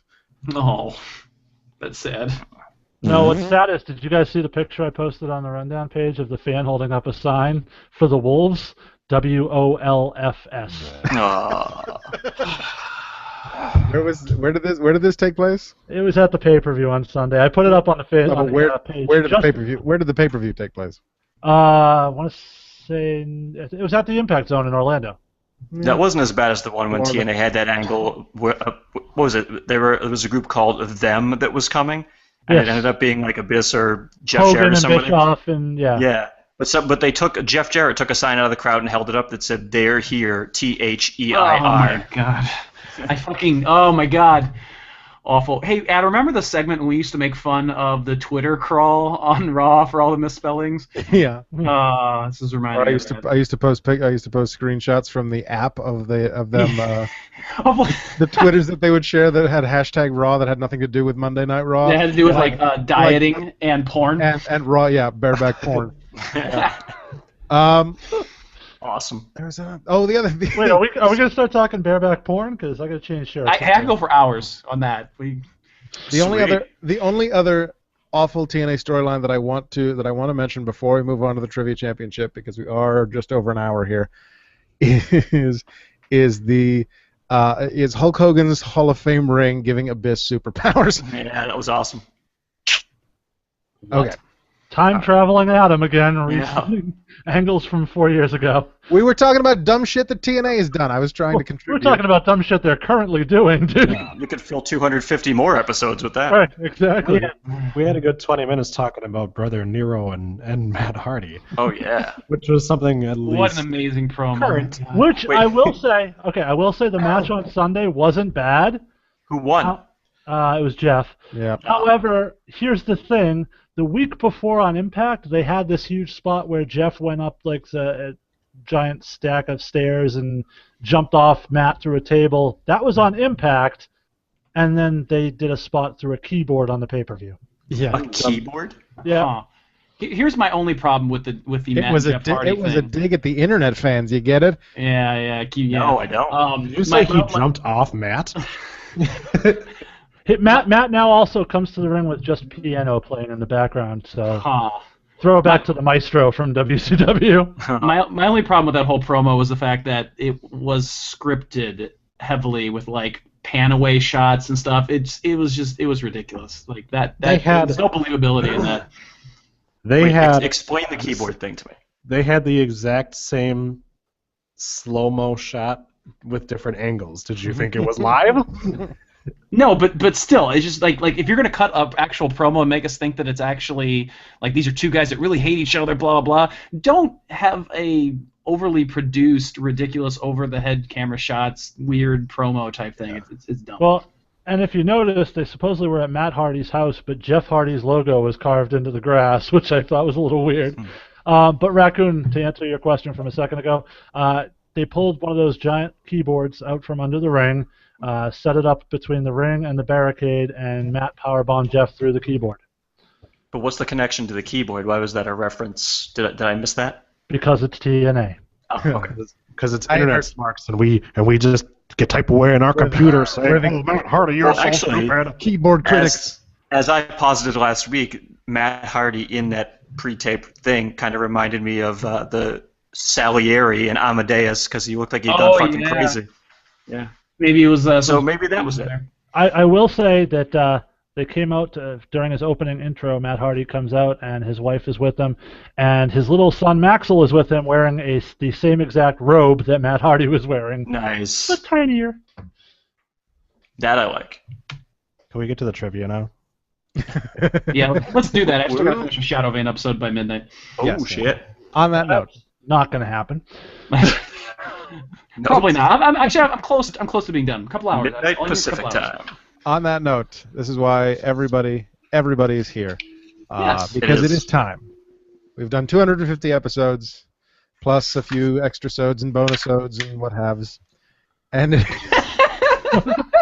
my God, it's a TNA sign. The sign is so funny. Yes, exactly. It's TNA sign. And it is now time, finally, after 250 episodes, to crown the ultimate rundown trivia champion. Please welcome your host. A man who found his pen. for the Rundown Trivia Championship, Mr. Raccoon Reigns. Thank you. It's great. It's good to be back. It's good to be back hosting trivia. All right, who wants to go first? Should I just go in order of your Skype things? We're not on Skype, but sure. Oh, whatever. Google minus. There you go. Okay. Yahoo minus. Make it a win. Give me a second here. I'm just going to take the elevator. All right. Now then. So the first game will be Listomania. It's only 2 games. It's only Listomania and... Oh, sorry. You need to introduce us, and that way we can plug our podcasts. Oh, okay. Yeah. First on the show, Adam, do you have a podcast to plug?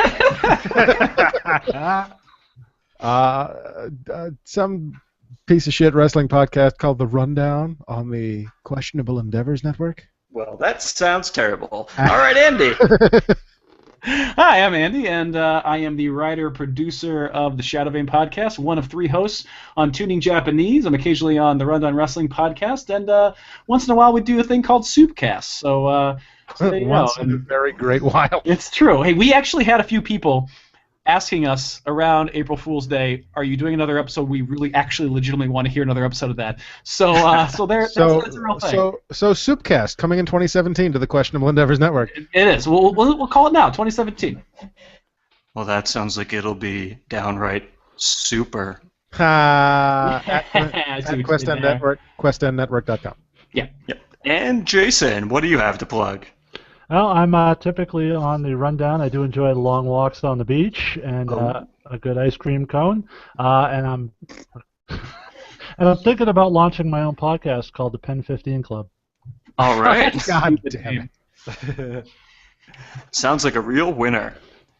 All right. As long as you do more than 1 episode. So, the first game will be Listomania. Adam, I know you know how to play this. God, I forgot someone. What I forget? There's Did I skip Troy? Yeah. I'm not used to this whole 4-host thing. Okay, all right. Beg pardon. Troy, what do you have to plug? Your mom. That's kind of bestiality if you think about it. Oh, I'm done with it. I host the Geek and Gamer Guild podcast. You can also find us on the YouTube's Geek Gamer Guild podcast, or just Geek and Gamer Guild on that one, and also on Twitch TV, Geek and Gamer Guild. We'll be doing some streaming of a couple different video games. I keep saying we, but it's just me so far. Second episode the is royal we soon, and I really mean it this time. This is actually something that is going to continue. 3 months later, we can see it. Also, check out the Geek and Gamer podcast, episode 2. Coming no. This is. I actually have a couple of ones in mind that I'm going to do. So I'm more excited for it than I was for the Pen 15. I'm sorry that the idea that you stole from me ended up terribly. Yeah, it did. And now that I have my own original problem number 1. And not a terrible idea. Now I actually want to do it. So that's my podcast. Check it out. Fair enough. And for the record, I did not skip you intentionally. I for some reason had thought I had already talked to you, and I have no idea why. I have a very short memory. Raccoons have very small brains. Sal wants everybody to know that he's placed a bet on me. Oh. I'd give you 2-to-1 odds. Throwing it down. Jason, I'd put Jason right behind at 3-to-1. Yeah, don't pick me. I'm terrible. Yeah, I'm a long shot too. Unless it's me and Josh, I never win. Is there any WCW trivia in here? Because Adam's out if that's the case. It's nothing but WCW trivia. Is there anything in the past 3 years? Because time traveling Adam probably won't know. Real quick before we get started, Troy, JV Flyer in the chat says, "What do you do on the Geek and Gamer Guild podcast?" Oh, episode 1. Episode 1 was Final Fantasy VIII. Episode 2 will most likely be Until Dark. You said Minecraft. Episode 3 is now going to be Minecraft. Okay. Because I was recently watching a couple more videos on Until Dark and was enraged yet again by watching those. So I will be. Are you ever going to do Deadly Premonition? I don't know what Deadly Premonition is. Okay. Google that shit and enjoy. Are you going to do Minesweeper? I'm on for that one. Awesome. Are you going to do the state porno? Maybe. Everything is on the table. It's not going to be just strictly video games, but probably mostly video games. I'm also going to probably talk about some comic books that I'm reading, some books, different maybe media, movies, TV, things like that too. Game of Thrones? Potentially. That's Oh. that's kind of a touchy one because people get kind of butthurt over spoilers. So Walking Dead is a comic book and a TV show. that is true. That is true. So yeah, the sky's the limit on it, which is why this is probably going to be a podcast that's going to survive. We've just booked like 15 episodes for you. Yeah, so- exactly. That's right. Yeah, I just need to get my office in order, and then I'll be able to start recording and get a couple in the bank. And you just got into Listener. Yeah. There you go. Although JV Fly then followed up with Until Dawn is a great game. There you go. Oh, I'm not. It's not going to be 100% negative. It's just going to be like, let's say 75%. Well, that's basically what this podcast is, I think. That's basically what my life is. I'd say that's about the right percentage, yeah. Yeah, 250 episodes, 75% negatives. That would be roughly 200 podcasts. Oh, I thought you were just talking about Adam's attitude on the show. Never mind. Oh, well, that too. That's Okay. more 90. Okay, gotcha. Sorry, Adam. I had to get one dig on you. I've been nice to you for like an hour and 15 minutes. All right, ladies and gentlemen, are you ready? Yeah. Then for the 5 people in attendance. Is this where I flash my tits, or? And the 10s watching on YouTube. And For a couple of people watching on YouTube, for that guy on Twitch, and for Sal on the side. Let's get ready to trivia. Fuck yeah. So we'll start with Adam. As I said, Listomania. If you guys are not familiar with Listomania, basically I give you a category where each of you will have to name an answer. For example, if I were to say name the Royal Rumble winners, you would each take turns naming a Royal Rumble winner until they were gone or until you could no longer do it. You're not going to be naming the Royal Rumble winners, but the first category, Adam, we'll start with you. Since Brock Lesnar returned to the WWE in 2012, he has fought 11 wrestlers on pay-per-view or WWE Network events. Okay. Start off by naming one of those opponents. John Cena. John Cena is correct. Andy. Big E Langston. That is incorrect. Oh, didn't he fight the New Day? No. Nope. But Jason, do you know? Kofi Kingston. There you go. That's the one. Oh, no, that's right. I thought he fought all the New Day. Never mind. You know, all those black people look the same to Andy. I thought it was a 3-on-1 match. Never mind. For the record, Andy is now out because he gave a correct answer for this round. But Why are you suddenly like Colin Powell, just saying everyone's racist? Troy. I think he wrestled Luke Harper. That is correct at Roadblock. Shouldn't go for the obscure ones first. Triple H. Triple H is correct several times. I'm surprised it got back around to me again. Oh, no, it's Andy's turn. Go ahead. No, Andy has. I'm Andy will out. skip because Andy's Oh, out. that's right, okay. Surprised it got back to me, but the guy he fought 3 times, The Undertaker. There you go. Yes, correct. Roman Reigns. Roman Reigns is also correct. Seth Rollins. Also correct. Yes, I will accept that. Oh, actually, no, because they fought 1-on-1 as well. Yeah, so only got 4 left. Okay. Hold on, there was a random one. Rusev. Rusev is incorrect. That was at a house show, I House show. believe. Oh, I'm sorry, did you say pay-per-view? Pay-per-views. Yep. Oh, see, I thought you just said since he came back. All right, my bad. Troy, still in it. Balls. Balls Mahoney is correct. After he died, though, which is weird. This is when it gets tough because you already did. Yeah. You already took the really easy one, so it's Yes. got to be like a. There's a pretty easy one still sitting out there. TikTok. Am I on the clock? You are. You're on the clock. Oh, I can think of one. Balls. Sheamus? Seamus is incorrect. Adam, do you have one more? If he doesn't Let me get it, I think. can jump in with it, right? And get a point. Afraid. Got nothing else? since he came back. Actually, since I was the last one eliminated in this round, I should get to go again. If you did it. No. Yeah. Give me a pity I'm point. just gonna throw it out there as a guess. Oh no, wait, no, that's dumb. Oh shit. Okay, Oh, 5 cents. Dean Ambrose. Yep. That's correct. There you go. At WrestleMania. Bravo. So the remaining. Does anybody know who any of the remaining 3 were? Santino Marella. Bray Wyatt. That's correct. Bray Wyatt. Yep, at Roadblock. It was a tag match. And the other 2, CM Punk and the Big Show twice. that was Royal what I was Rumble gonna- and Last Minute. That was what I was going to throw out as a random guess, but I thought it was too early. Nope.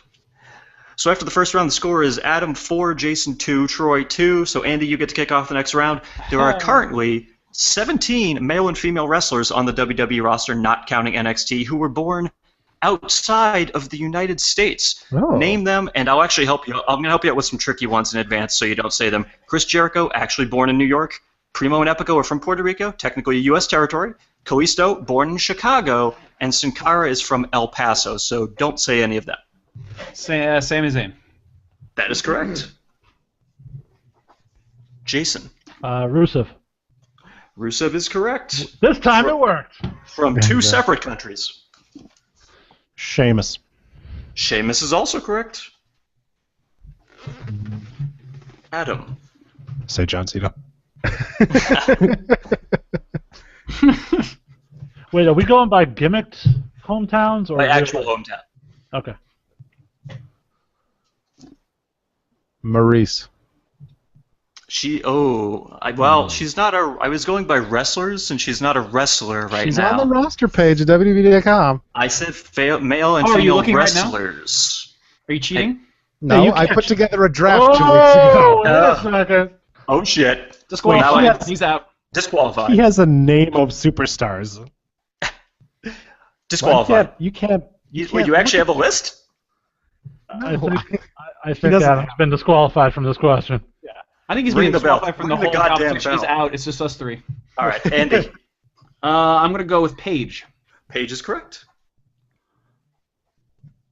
Jason. From Maryville, Quebec, Canada, Kevin Owens. That's right. Troy.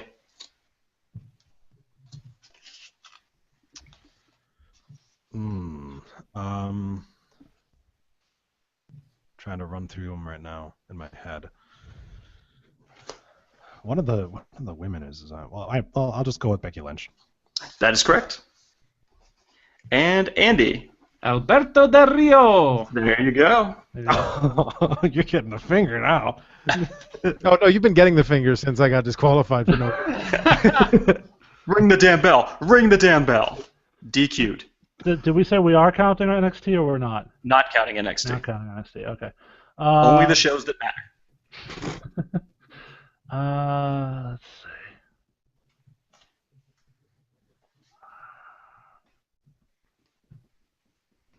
Why am I drawing a blank? I will give you 5 more seconds. Say Buddy Murphy. Let's go with Lana. Say Samoa Joe. Oh no, not well. I mean, technically, well, she's from Florida anyway, so no. Florida, yeah. Troy. Oh man, I'm gonna get this one wrong. But I'm gonna go. I'm still disputing my disqualification. So. While you're looking over your list of WWE talents. Damn it. Judges. There you go. I can't remember which one is not from America. So Say a name. Say Chris Jericho. Jean-Pierre Lafitte. oh wait, I'm trying to do a hard one. We haven't even done the most obvious one, Cesaro. There you go. Oh, you stole the one I was going to do. All right, Andy. Okay, I was going to say Cesaro, so I need a second here. Say Kevin Owens. I'm going to... Say it. It's on Adam's list. Go ahead, say it. Titus O'Neil. Stop that. I know I'm going to be wrong because I can't think of anyone else, but I'm just going to say Kofi Kingston. That is correct. Oh, really? He's actually born in Ghana. Oh, okay. Ghana, West Africa. That's right. Not Jamaica. Troy, back to you. So I I hope that this counts. Is that Kane? Kane is correct. He was born in Spain. Ah. The Kane in Spain is mainly whatever. My fair weight. How do we got left? We got 1, 2, 3, 4, 5, 6, 7 left. 7 left. Who am I forgetting? I think I know one. Let me think here. Let me think real quick. Shane McMahon. I think I know one that hasn't been named yet. Who else? I'll give you 10 seconds. Oh man. Colin Cassidy. No. Alicia Fox. I don't know. I give up. Oh, not correct. And Troy, do you have any others? Heath Slater. Jack Swagger. Knock it off. Rosa Mendez. That is correct. Is she in that company still? How is she a wrestler? Check How is she still the employed? roster page. Wrestler. She's Check the on roster maternity page. leave right now. How do you get Rosa Mendez and I don't get Maurice? Because I Rosa gotta Mendez go with actually that. This is wrestled why I'm recently. disputing. Rosa my- Mendez, When was Rosa the Mendez last has time wrestled Rosa- in the past 5 years. Yeah, When? Rosa Mendez is a wrestler. She's on break right now because she's pregnant. She was But on she's break because she sucked for 5 years before that. Outside Even of Total still. Divas, she hasn't wrestled. I Maurice dispute has my wrestled more disqualification. recently than. I demand that this question be thrown out. Nope. Maurice has not. When was the last time Maurice wrestled? When was the last time Maurice wrestled? When was the last time Rosa Mendez wrestled? Within the past. Not managed, wrestled. Consult the roster page. She's listed as an active participant. Maurice is But on anyway, the roster page. So Who else is on the list? Apollo Yeah, but- Crews? the remaining. No, I don't think so. I didn't know No, it. the remaining people are Neville, Tyler Breeze, Tyson Kidd, Victor from the Ascension, Emma, and Natalia. Oh, that's right. Oh, Emma, duh. Yes. And Well, Natalia. it's, who else? Of course, Natalia, because I was making fun of the fact that they used her in America. Yeah. That's true. That's Shit, true. if only I had All right. Adam's roster page in front of me. I know, right? Shucks. Yeah. All right, now. The score is Troy 7, Adam 4, Andy 4, Jason 4, Troy with a commanding lead, and now we're going into the next round, the final round of Listomania, and there are a lot of answers to this one. Jason, you get to start. This By is the the way, time you- we won. The reason By that the we're doing this is Troy- because this is the last Troy, time you yes. will see any of these people on the show. Might I remind you, you were not disqualified because of the fact that you chose Maurice. You were disqualified because you have a list of active wrestlers on your fucking list. That too. Which Double DQ. Which of my two screens do you want me to share to Google Plus right now? The one with the Something board. about- I'll plenty share of them both. time. I'll share them both. I had a list because we did a draft 2 weeks ago. I don't have it anymore. You said, and I quote, "She's on the list right here." That's what I said. I think you pointed too. Exactly. Not what I said. Anyway, so it's a timely one, and Jason, you get to kick us off. Right. We have 27 wrestlers have competed in more than one Money in the Bank ladder match. Kick us off. I'm gonna say Chris Jericho. I remember he won that first one. Troy, what the hell are you doing? That's correct. Emma dancing. Okay. Troy, somebody who has competed in multiple Money in the Bank ladder matches. Kofi Kingston? Kofi Kingston's correct. He's been in 6. Jesus Christ. Adam, CM Punk. disqualified. No. CM Punk is correct. Quick question before Yes. I go. Are we counting the people who are going to be competing as part of that? No, that's a good question. I was wondering the same thing. Okay, Good question. Not counting people this Sunday. I'm going to go. I'm going to go with. I'm going to go with Edge. Edge is correct, I do believe. He's on my list somewhere. There we go. Yes, he's yes. Kevin Owens. I'm gonna go Shelton Benjamin. Oh, good one. 5 times. Booker T style.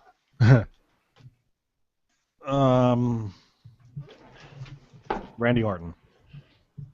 Randy Orton is correct 4 times. Kane. Okay, yep, there you go. That's your all-time leader. 7 Money in the Bank ladder matches. Jesus And Christ. he was terrible Yeah. on every single one of them. But he did win one of them. Except for the one that he won and then immediately took the belt off of Rey Mysterio. I will always support taking the belt off of Rey Mysterio. Yes. Is that jumping out the sky? R-E-Y? Booyaka, booyaka. Booyaka Booyaka, he totally Fun-sized killed mock. that guy. Booyaka Booyaka, 6 feet under. Did we forget that Rey Mysterio totally killed a guy? Is that something I had forgotten that Rey Mysterio totally killed a guy, but anyway, Andrew. Sheamus. Sheamus is correct. He's been in it 3 times. Jason.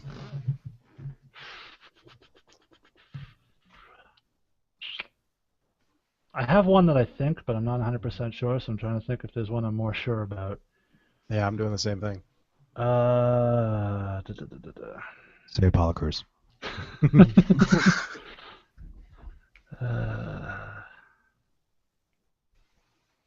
All right, I can't think Go of with one.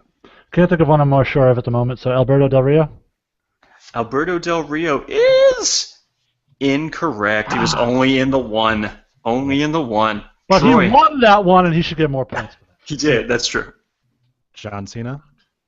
John Cena is incorrect. Only the one, and he won it. Adam. Mother dick. I'm in the same position as Jason right now. I have one that I'm thinking of, and I'm not sure if it's correct, and I'm trying to think if I have one that I'm more I'm sure in the same of. position too. Go with it. I'm trying to go way back. Maurice is correct. Sure, now you say that.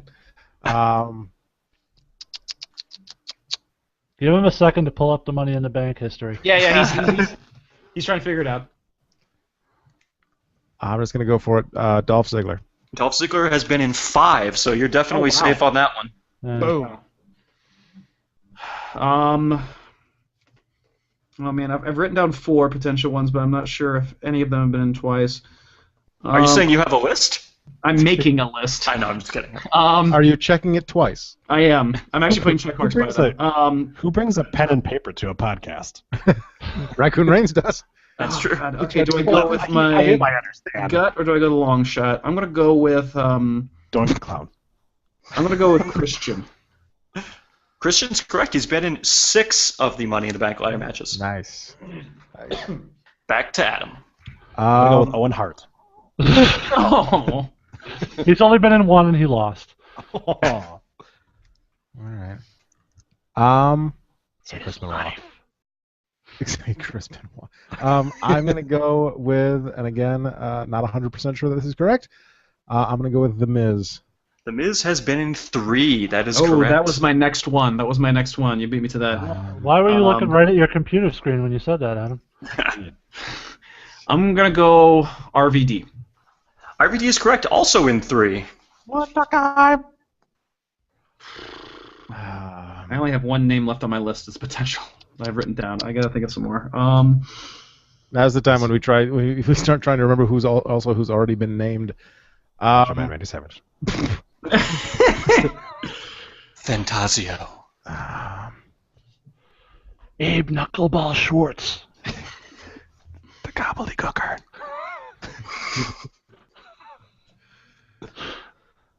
I'm going to give you 10 seconds.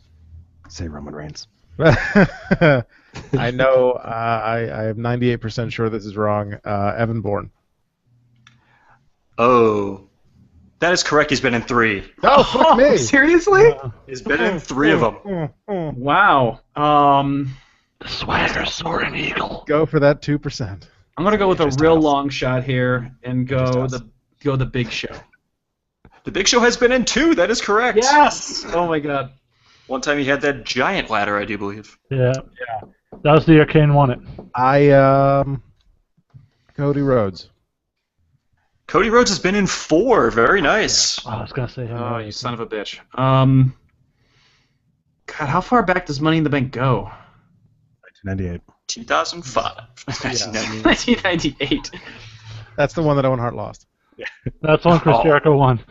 There's an Appleton that year. Let's see. How many are left? The Big Appleton. We have 1, 2, 3, 4, 5, 6, 7, 8, 9, 10, 11, 12 left. Oh, Jesus, really? Wow, we've gone through that many. You have Kevin Nash. How many were there total? 27. Jesus. Kevin Nash. Let's see. I'll give you 10 seconds from now. Razor. Ramon. Say Razor Ramon. Jeff Hardy. I don't know. Oh no, Jeff Hardy has not. I bet actually. he was out of the company by then.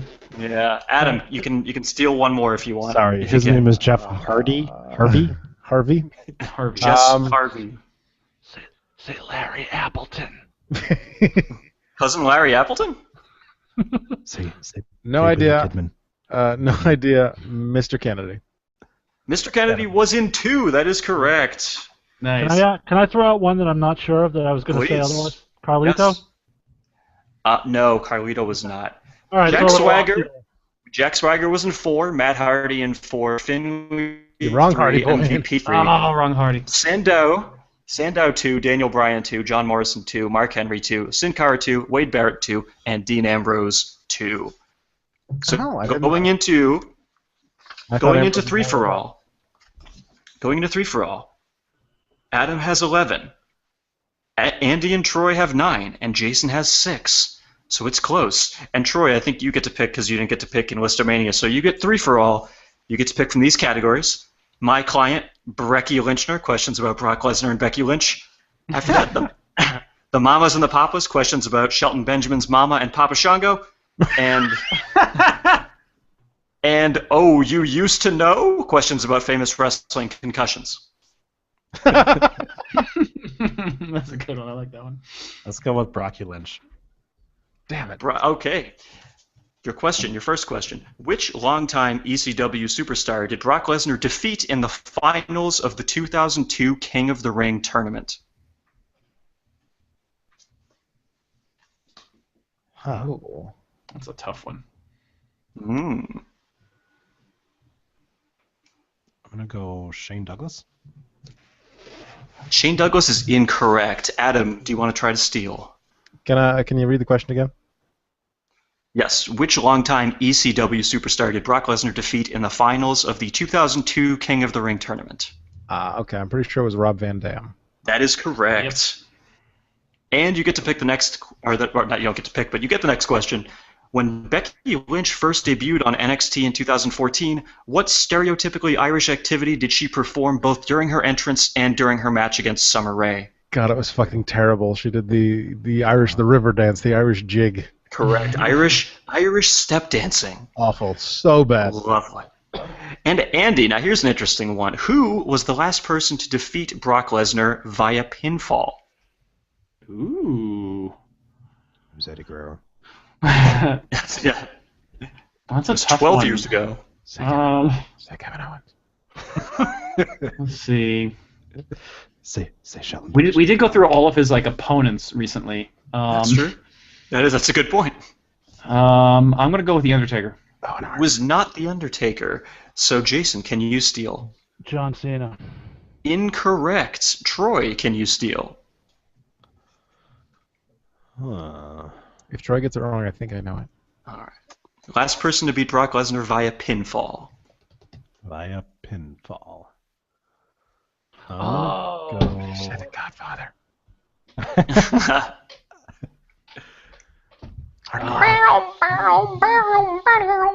Hardcore Holly.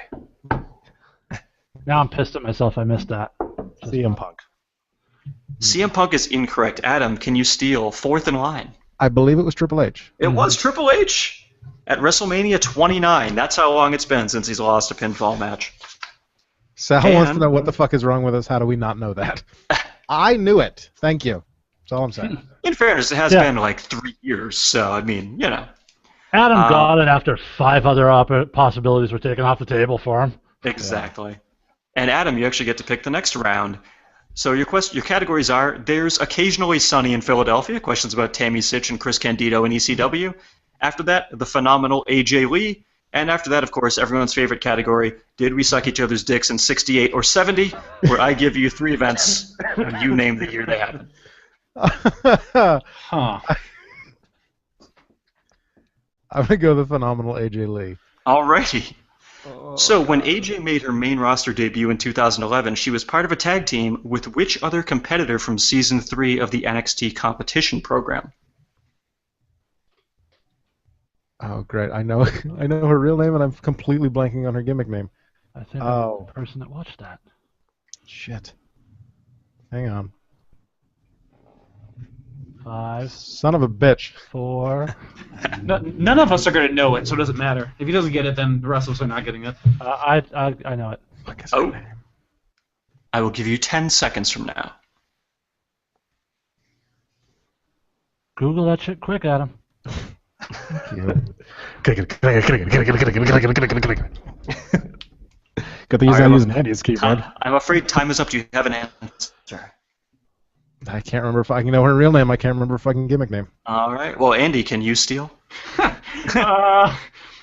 Alicia Fox. I don't know. That's been my go-to. Incorrect. Jason, you know it apparently. Caitlin. Thank Correct. you. God damn it. And what was the name of that team? I don't Yeah, remember okay. the team. They were the Chick The Busters. Chickbusters. No, Yeah. shit. Oh, there you go. You knew it. I knew it. Is that a bonus point for Troy? I'm gonna no. no, it's not. Andy, What was the real name, Adam? What was the real name? Celeste I Bonin. believe it's Celeste Okay, Bonin. good. Celeste. Oh yeah, she's got. Does she have like a kiss tattoo on her ass? Or a lips? Not Kiss the band, but the lips on her ass. Yeah, Gene got my- Simmons. Gene Simmons right over the asshole. She's got my lips on her ass. The tongue is just going right down Main Street. Yep. So, Andy, on that note, at WrestleMania 28, yeah, you're welcome. That's a segue. At WrestleMania 28, Sheamus quickly pinned Daniel Bryan after he stopped to give AJ a kiss during their match. How long did that match last? Ugh. It was really short. How long was it? Was it God, how am I supposed to know the exact amount? Look, I remember it's your turn, Troy. Hang on. I remember that they talked about it forever, and I can't remember if it was 15 minutes. a one-digit number or a two-digit number. 60-minute Broadway.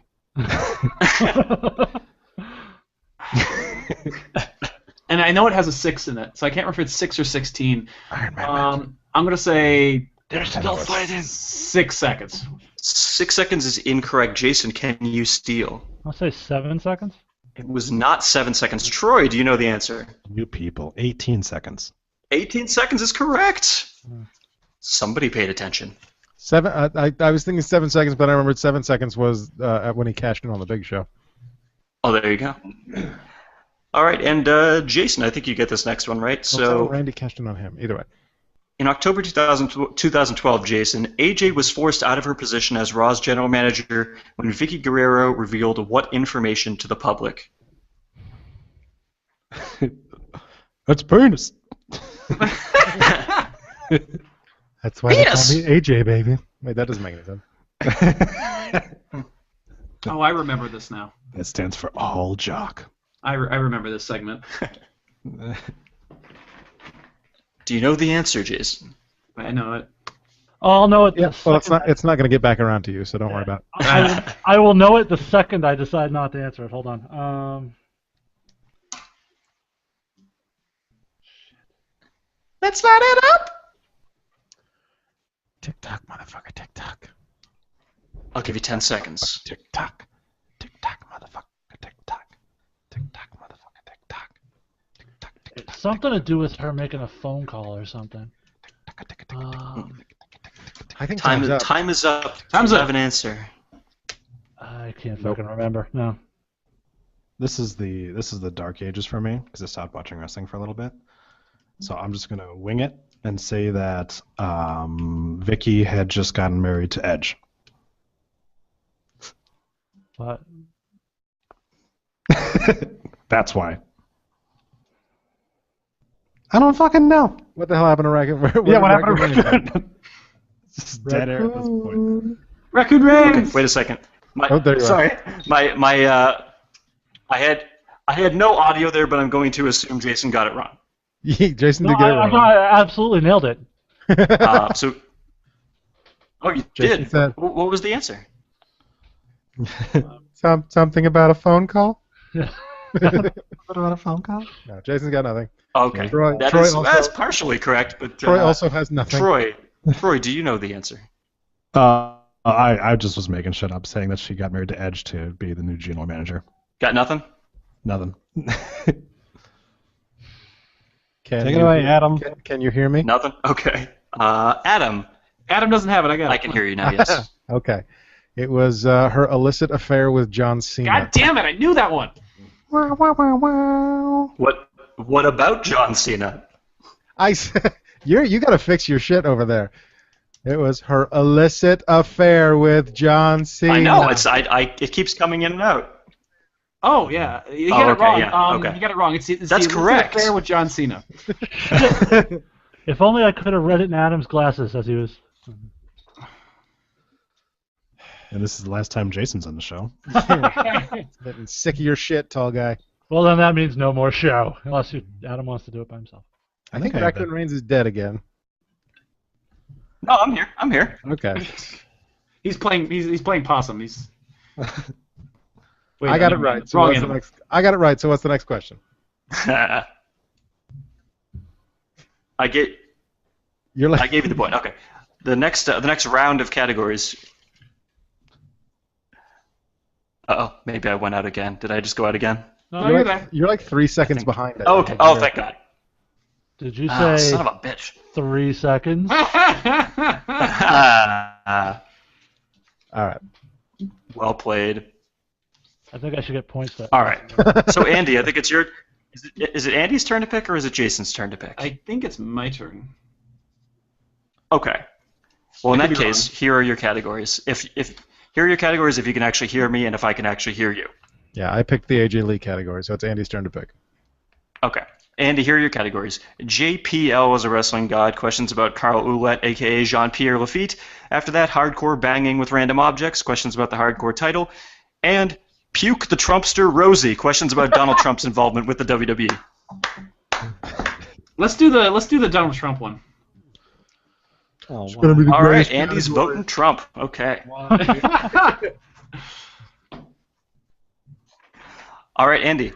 Don't do Name one of the 2 WrestleManias which took place at the Atlantic City Convention Hall, which the WWF billed as Trump Plaza due to the fact that the nearby Trump Plaza Casino was the primary sponsor of the event. 4 and I believe 5 as well, but for sure 4. Yeah, you only had to name one, but both of those are correct. I know my early Well done. WrestleManias. Jason. There you go. Jason, at which WrestleMania did the Donald Trump Vince McMahon hair versus hair match take place? I think I know that one too. WrestleMania 4. You have a 1 in 32 chance. Say 4, say 14. Say 10. Number 1. Say 36. I don't think it's right, but for some reason 21 keeps going through my head. 21 is incorrect. Troy, do you know the answer? I'm going to say 28. 28 is incorrect. Adam, do you know the answer? You're a big Trump fan. How dare you? First off, I don't think this was right, but was it 25? It was not 25. Andy, back to you. You got a chance. WrestleMania 24. Oh, 23. Ah! No points for anybody. Fuck you guys. You were even pointing to the Wikipedia page. All right, and Troy, in the 2007 match on Raw between Donald Trump and Rosie O'Donnell, what object did Trump throw in Rosie's face in order to help secure his victory? Oh, boy. Classic match. Yeah, you say that. I have intentionally avoided this match. I'm gonna say You should listen to it if you want to hear TNA chants. Nice. I don't know. A cake? That is correct. Yeah, I knew that. Hey. That's Oh, good job, man. Technically a Fudgy the Whale cake. Yep. Well, I also have to note that Trump was played by former Ring of Honor wrestler Ace Steel. Anybody know Ace Steel? yep. Hey, he's, Yep. he's a trainer at the Performance Center now. Yes, he is. Oh, well, there you go. Well, he was fucking Donald Trump. Yep. Not fucking Donald Trump. Whoa! Does that mean Donald Trump. he's gonna be the first lady? Yeah, yes, exactly. Ah. He was actually born in America, so maybe. Unlike his current first lady. All right. So, Jason, you get to pick the next round of categories. 1 + 1 = 2 zeros, where I give you 2 names and you tell me which forgettable tag team they were. After that, the torn quad cities, questions about wrestlers who tore their quadricep muscles. And Nice. and your final category, severe brain damage, questions about Bobby Heenan confrontations. Oh, I want that category. This is amazing. Let's go with... fuck it. Let's go with the Bobby Heenan one. All right. In 1988, which wrestler defeated Heenan in a match and then dressed him in a weasel suit? Ooh. Oh, that was in the AWA, wasn't it? 'Twas not. No. Well, don't give him hints. Well, I know they did it in the AWA. Oh, sorry.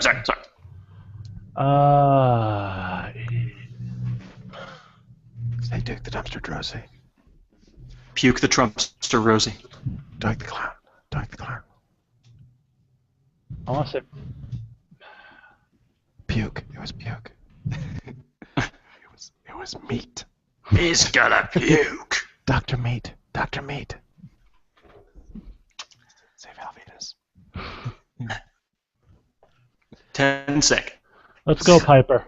Mantar. Oh, no, it was not Piper. Adam, can you... Troy, can you steal this one? So I'm gonna just fail on every single one of these because old school wrestling's not my forte. That's good because I know. It's good because I know this one. Goody. Oh. I'm gonna go with Jerry Lawler. It was not Jerry Lawler. Adam, do you know the answer? It was the Ultimate Warrior. Mm-hmm. That is correct. Yep.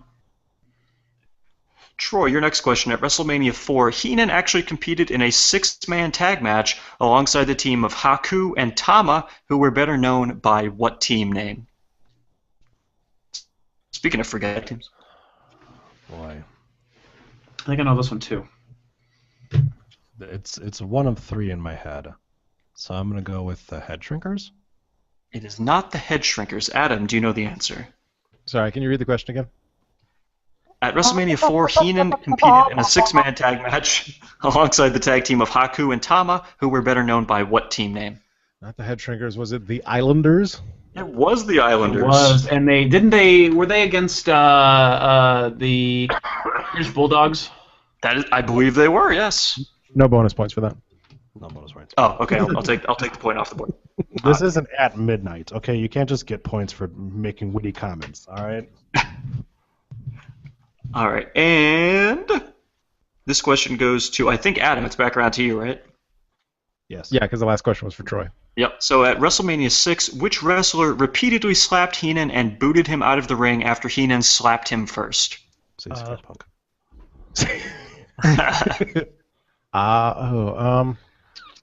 Tyler Breeze. No, that would require CM Punk getting physical with someone, and he hasn't done that in years. Hello. Poor AJ Lee. Figure's the one I know. Is that the Red Rooster? It was not the Red Rooster. Andy, can you steal this one? I might be able to. Read it one more time. Yes, at WrestleMania 6, which wrestler repeatedly slapped Heenan and booted him out of the ring after Heenan slapped him first? Oh, that was Andre the Giant. Yep. That's correct. Yes. Yep. Well done. And the final round, I think, Troy, you get to pick the final round of categories. Yep. The backstage rumor that Gerald Fitzpatrick and Patrick Fitzgerald, questions about the Stooges, Gerald Briscoe and Pat Patterson.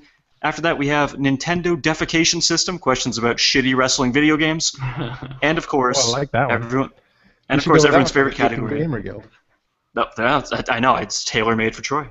But the other category is, of course, painful tug jobs about matches that Fred Ottman lost. Wait, is the Patterson and Briscoe one the same as sucking each other's dicks?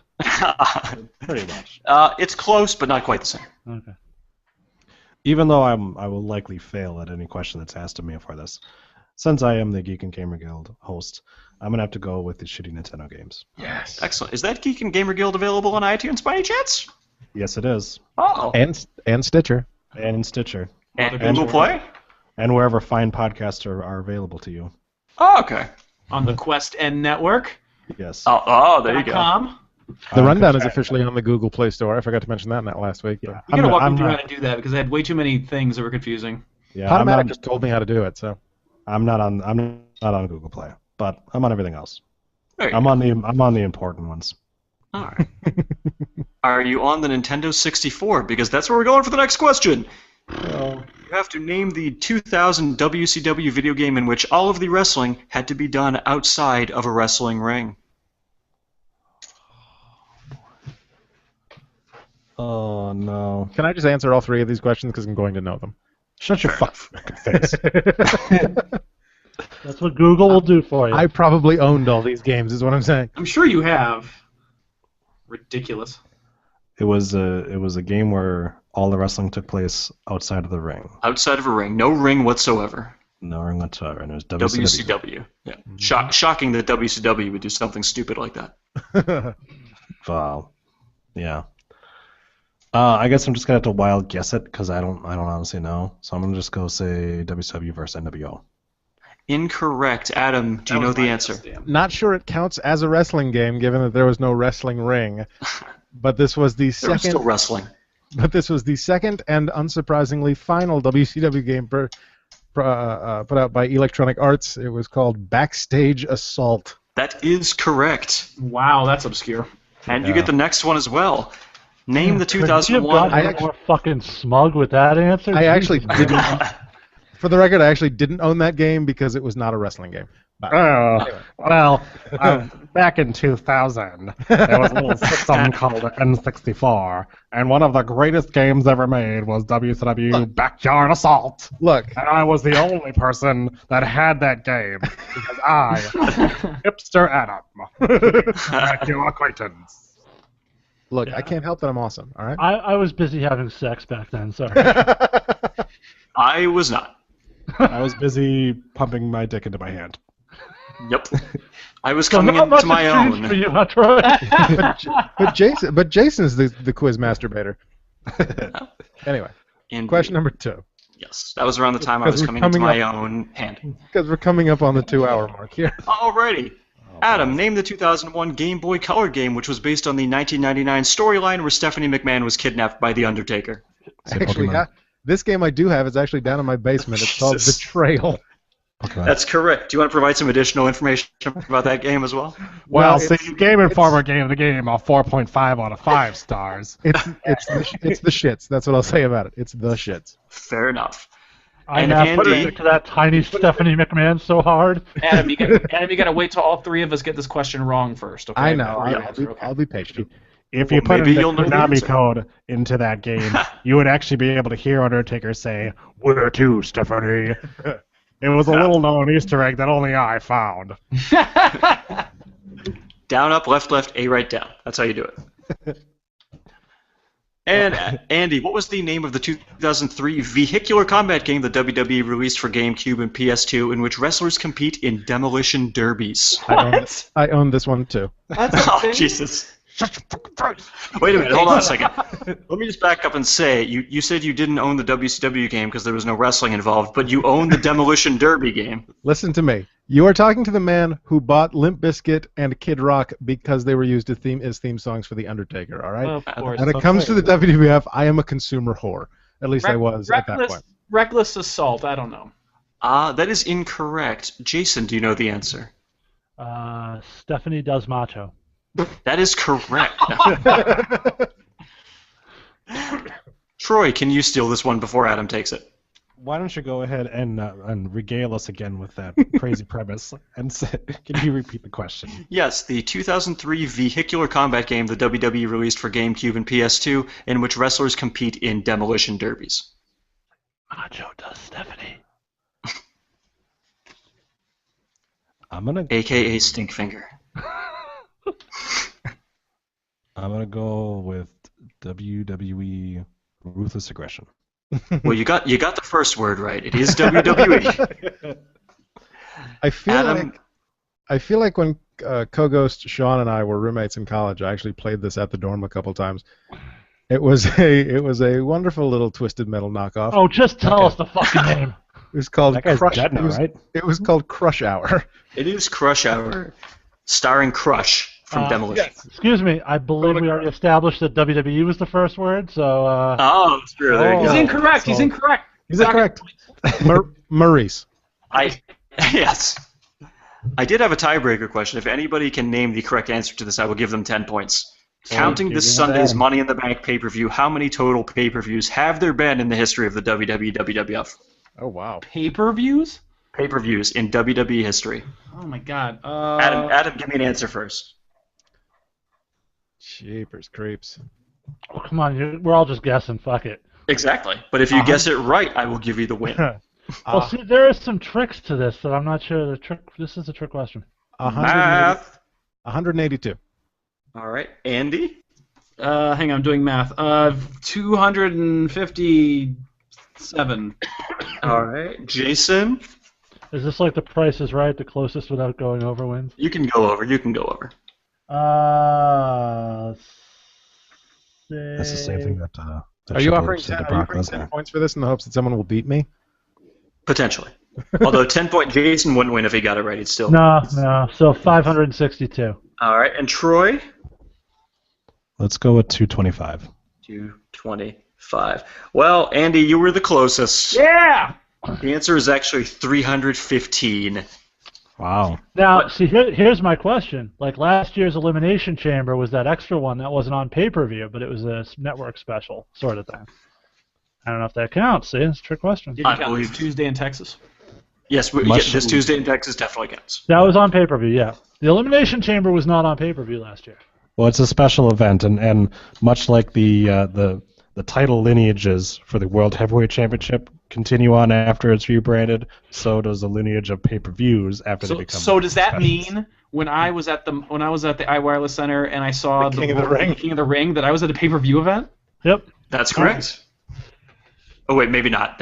Was that a pay-per-view? King. It was a special event. Oh, okay. I see. That aired before SmackDown. Who won that? That was when Wade Barrett won. Was that Barrett or Neville? They were in the finals. It was Barrett that won. That's right. He won. He beat very memorable.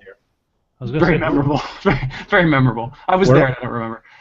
We're already over 2 hours. So who won the trivia? Okay, well your final score: Jason finished with 7, Troy and Andy finished with 11, and Adam, I guess that makes you the Grand Trivia Champion with a score of 20. Yeah, that's right. Congratulations. I'm the man. Even being disqualified in the first round. Did I get second place? Or third place? You tied for second place. Hey, sweet. I'll take it. Maybe by virtue of having the closer guess at the end, you can. Have the second. Troy, Adam doesn't count because Adam is some sort of super freak. I mean, look at the size of his head. The only thing he stores in that brain of his is wrestling knowledge. So you and I, we're the real champions. We're tag team champions. I need to win. I would contend once you get caught cheating, you should be disqualified for the whole game. So transies are the winners. So basically what we're saying is tune in next week to resolve it again. We're going to make Adam defend his title. I just want to say that I just won Sal like $1.59. So. By the way, that is my favorite version of the title that you're holding right there. I don't like I'm not a fan of the Winged Eagle. Well, you're wrong. You're wrong about that. But well, then why did you buy the other title if you like the Winged Eagle more? Because this was the active title when I bought it, and they hadn't gone and made replicas of the classic championships at that point. Fair enough. Well, you could have gotten it by now. You could have. What is wrong with the Attitude Era title? Someone tell me what's wrong with the Attitude Era title. It's got color, so right there it's one up. I'm not saying there's anything wrong with it. I'm saying it's not better than the Winged Eagle. I'm a fan of the spin. You're fucking wrong. You need to get the fuck out. My problem with it is it's just a big circle. There's no distinguishing thing about it. It's every indie belt ever. My favorite title is the Wingless Eagle belt. Oh, that was the bird that ran into the window, right? The Buffalo Wild Winged Eagle. Yep. I'm a fan of this belt. That's why I own it. But I am a fan of the Winged Eagle more than I am a fan of this belt. What you're doing is representing the Raw Attitude podcast. That's what you're doing. There you go. Exactly. Because Austin just got that belt on the most recent episode. There you go. That's exactly what I'm doing. All right. Tell Henry he's welcome for the free publicity. Oh, fantastic. Oh, wait, we have a comment on the side. No, we don't. I see a comment. Now there is one from Sal. What I find funny is the only reason Adam won is because the person who could have beat him was hosting the goddamn game. Hashtag raccoons are unbeatable. You spelled raccoons wrong, but if anybody wants to do a game with me playing, I'll get in. I don't know what you're complaining about. I just won you some money. I told you that. So. Personally, I think anybody could have won if Adam had to turn his monitors off. I'm just saying. True. Probably right. Truth. You're making spurious accusations that are unfounded and unprovable and completely wrong. Except for that we all saw you do it. If you want Raccoon Reigns on the show playing trivia against Adam, use hashtag trashbag. There you go. All right. On that note, because we are now approaching the 2 hour and 10 minute mark, It's a special episode. It's okay. It's a special event. That does it for this, the 250th episode of The Rundown. Wednesday, June 15th, 2016, 297 days since the New Day won the WWE World Tag Team Championships. Before you go on, someone should really tell them they don't have the World Tag Team Championships. You're right. The official name for that those titles are the WWE Tag Team Championships. Look it up. Yeah, but that doesn't. There's not as good a rhythm to that. But WWE has. But that was when they. But it's part of the word "world" is in it. No, not It's actually, not it's in actually the not, titles. not anymore. The retired titles are the World Tag Team Championships. Didn't The current they, titles they were simply unified. say they were unified, but the belts themselves, and if you go to WWE.com, simply says The lineage goes to the WWE tag titles that were created for SmackDown after the brand split. It goes all the way back to Karl Gotch and Rene Goulet from back in the... Yeah, well, the other thing we can know is that if you went by the old record, the New Day is nowhere near Demolition's record. So, Demolition was, what, 487, I believe? yeah. that again is why the World Tag Team Championships are retired, Yeah. and the Tag Team Championships are what we have now, and that's why Kendrick and London are the longest reigning guys. That's because still there's a bullshit. That's still new bullshit. title lineage. That's dumb. That's dumb. For all the trouble we had with the WWE World Heavyweight Championship that we have to say every time, I'm surprised that they're allowed to continue to throw the world into belts that don't actually have the word world on them. Well, they can't call Hashtag... them. I was just going to say hashtag Powers of Pain for Hall of Fame. Well, then we should pretty much just call them the Gladiator Championships. The big pennies. The big pennies. Sal says, and 4 days until the New Day loses the championships to Anderson and Gallows. So he's on. He's Not on. happening, man. That's right. We agree on that one. They want the New Day to be the longest reigning champions. AJ Lee, they had a reason to get her off the record books. They don't have any reason with Paul London got diddled in a shower by JBL. That's reason enough to get him off of that. I thought that was Brian Christopher. Sounds like Did JBL already got him off. Boom! Same joke, two people. It was obvious. Okay. I can't believe you Googled my joke before I said it. Yeah, it's on his screen. All right. I have to do actual work, so let's turn. Yeah. I've got like 2 hours now to get this episode released. Get to the 10 minutes of plugs. For a free audiobook and a 30-day free trial, go to audibletrial.com/rundown. Lucky Pro Wrestling presents Uprising at the Elks Lodge in Maynard, Massachusetts on Saturday, June 25th. Atlantic Pro Wrestling returns Sunday, July 31st for a free show during Newburyport Old Yankee Homecoming, and Liberty States is off for the summer, returning in October. Jason, what's your show? UFO Wrestling Benefit for Children's Hospital this Friday night, 777 South Street, Tewksbury. Doors open at 7 p.m. All It's proceeds good go out to of this Children's world. Hospital. Fighting aliens. It's for a goddamn Children's Hospital, guys. Come on. We made fun of children getting eaten earlier. Who cares? You were the one who said we needed to hurry up. Shut the fuck up. Sorry. You're welcome. Stump Trivia every Tuesday night at 8 p.m. at the Port Tavern, Newburyport, Massachusetts. Follow us on Twitter at Rundown Podcast. I love tweet shit. Send us an email to rundownwrestling@gmail.com. Leave us a voicemail like Sal does at 617, or Bernie Sanders. Bernie Sanders leaves us voicemails too. 617-863-6967. That's 61 Rundown 7. Angst. Like us on Facebook. Tell your parents and your grandparents to like us on Facebook at facebook.com/rundownwrestling. To make a donation of the monetary variety, you can now go to paypal.me/rundownwrestling. That is a direct link to PayPal. Just send us some cash. It costs me $10 a month to host this on Podomatic. If you want to help out with that, it would be greatly appreciated. Only 10? I need to get a better deal. All right. Sal wants to know what the hell Raccoon Reigns is doing during the plugs. He's dancing in his trash can, obviously. He was twerking, actually, I believe. Yeah. He's twerking, Whack, Michael. whack. He's twerking, Whack. Michael. He's twerking. The bull is twerking. Watch archived episodes at youtube.com/rundown podcast. Again, I urge you to go back and watch this episode, not only for the sight gags from Raccoon Reigns, but also Troy's domestic abuse bit earlier. And circle me on Google Plus at google.com/+AdamRundown. Host, if you're a fan of poetry, go to tinyurl.com/distant horizons and help Andy make some money. And this podcast is now officially a part of the Questionable Endeavors Network, which Endeavors. is fully whatever. Is it Endeavors or Endeavor? Yeah, questionable endeavor, I think. I don't know. Singular. There's more than one show, so it should be Endeavors. We'll talk about it off air. We have QuestEndNetwork.com. I was getting to that. Oh, sorry. We have Shadow Vein. We've got Brand new episode coming out tonight. Classic Tale of Terror by H.P. Lovecraft. Well, if Adam shuts the fuck up, it might. Geek and Gamer Guild. Cthulhu. Tooning Japanese. Yeah, new episode comes out Sundays. And the Raw Attitude Podcast. Great show. Check that out at Quest End Network, QUESTEND Network on Twitter, or questendnetwork.com. For your asshole. We are available. Questionable Endeavor Network. Where's the beefcase? There it Wait, is. I thought we weren't supposed to say that anymore. Perfect. Yeah, I did my hard work today. We are available for free on iTunes, Stitcher, and Podomatic. Just search the Rundown Wrestling Podcast. If you cannot afford a monetary donation, leave a 5-star review because that helps other people find us. If you leave a text review on iTunes, we will read your name and your review at the end of a future episode. Thanks to Tegan Brown for the logo. Thanks to everyone for listening. Thanks to Sal on the side. Thanks to Andrew. Yeah, no problem. Jason. Wait, I told everyone I would go topless for $250, so hold on a second. Whip it. Oh, yes. Yes, do it. Troy. Theme song. Bottomless. And Raccoon Reigns. Take that dick out. Are you talking to me?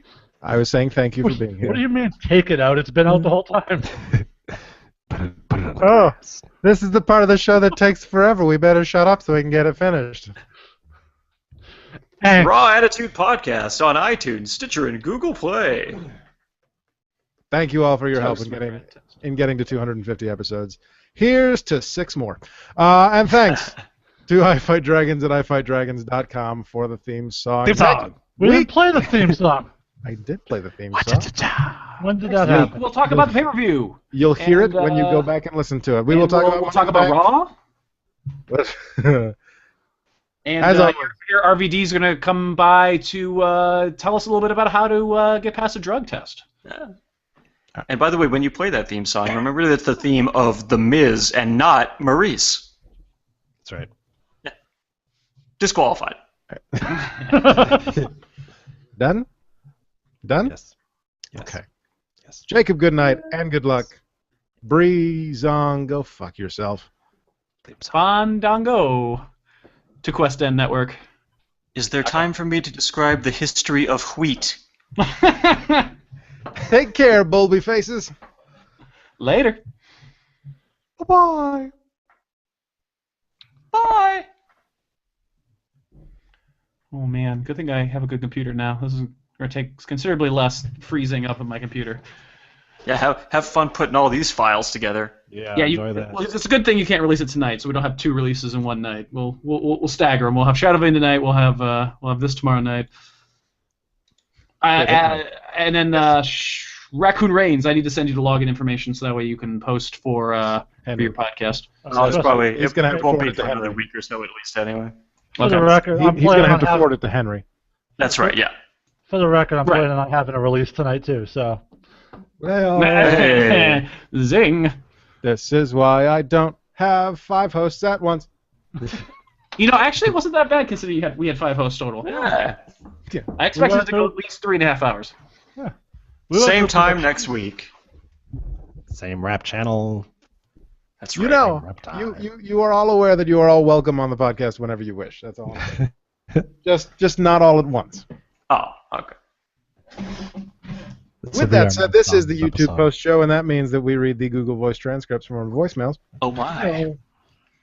Are you going to read Bernie Sanders' transcript? Of course. Okay. Read it in his tone of voice. This is the first one. This is the one from Sal. this is the part where I checked the Red Sox game. Yeah, pretty much. Oh, did they win? Yeah, this is. They were last time I looked. If they Although were up Ness- 6-0, they better have won. Nesson flashed a graphic that said the Red Sox were in first place next to the Baltimore Orioles logo, and the Orioles were in second place with the Red Sox logo. Sweet. Oops. How about them Cubbies? Well, what actually happened is they negotiated a trade for each other's logos. Shut the fuck up. One of the Boston Orioles. Rundown Wrestling College Eyes, not your typical voicemail, and want to leave today to you tonight. The host of the Rundown will be broadcasting their 250 episode. Boys, congratulations, 250 episodes, such a big deal. And I told me congratulations, but thank you. Thank you for the hours at Powers of Entertainment when most other podcast pots stated you guys persevered. To your detriment, I'm kidding, but thank you to everybody who's ever been a hose on the show, from Dubstep Josh to Frodo. To Jason the New Sensation, to Rockstar Troy, to Raccoon Reigns, to Shadow Lane Andy, and of course to Adam the Sith Lord. I live on Shadow Lane. That's true. Thank you for the best in podcast coming out of New England. Talk to you guys next week. Aww. That was actually remarkably close. Sometimes remarkably short for his voicemails. Right. Well, I told him. Although only him. 3/5 of the podcast are New England, so I don't know. I told him not to send a voicemail this week. Told him to keep it brief. Because of the trivia thing. Hello. Before you do that, real quick, see you later, Twitch. I'm going off on Twitch. We're going to go offline, so we'll see you later, Twitch. Thank you so much. Have a good night. Catch us on Twitch, Twitter, and Stitcher. All right, you're good now. Wait a second, Andy. You didn't tell everyone watching to go fuck themselves at the end. What's wrong with you? Sorry. All right, this is the one from Bernie Sanders. Hello, 1 pound. This is Senator Bernie Sanders calling in to congratulate you on your 250 episode. And this podcast first started the rollout, and I save a lot of people and said you wouldn't make it this far. A lot of people said you probably should have quit right now, but I'm here to tell you that never quit, even when everyone else is saying this is going on long enough. It's time to step aside. Don't listen to Keep Doing This podcast. I put you in the goddamn grade. No matter what son brought that $12,000 on my jacket tells you also a quick word of advice. Stop asking for individual donations of $50 instead. I was just you asked for 3 million donations averaging $27 per person. And to my loyal support on the podcast, Mr.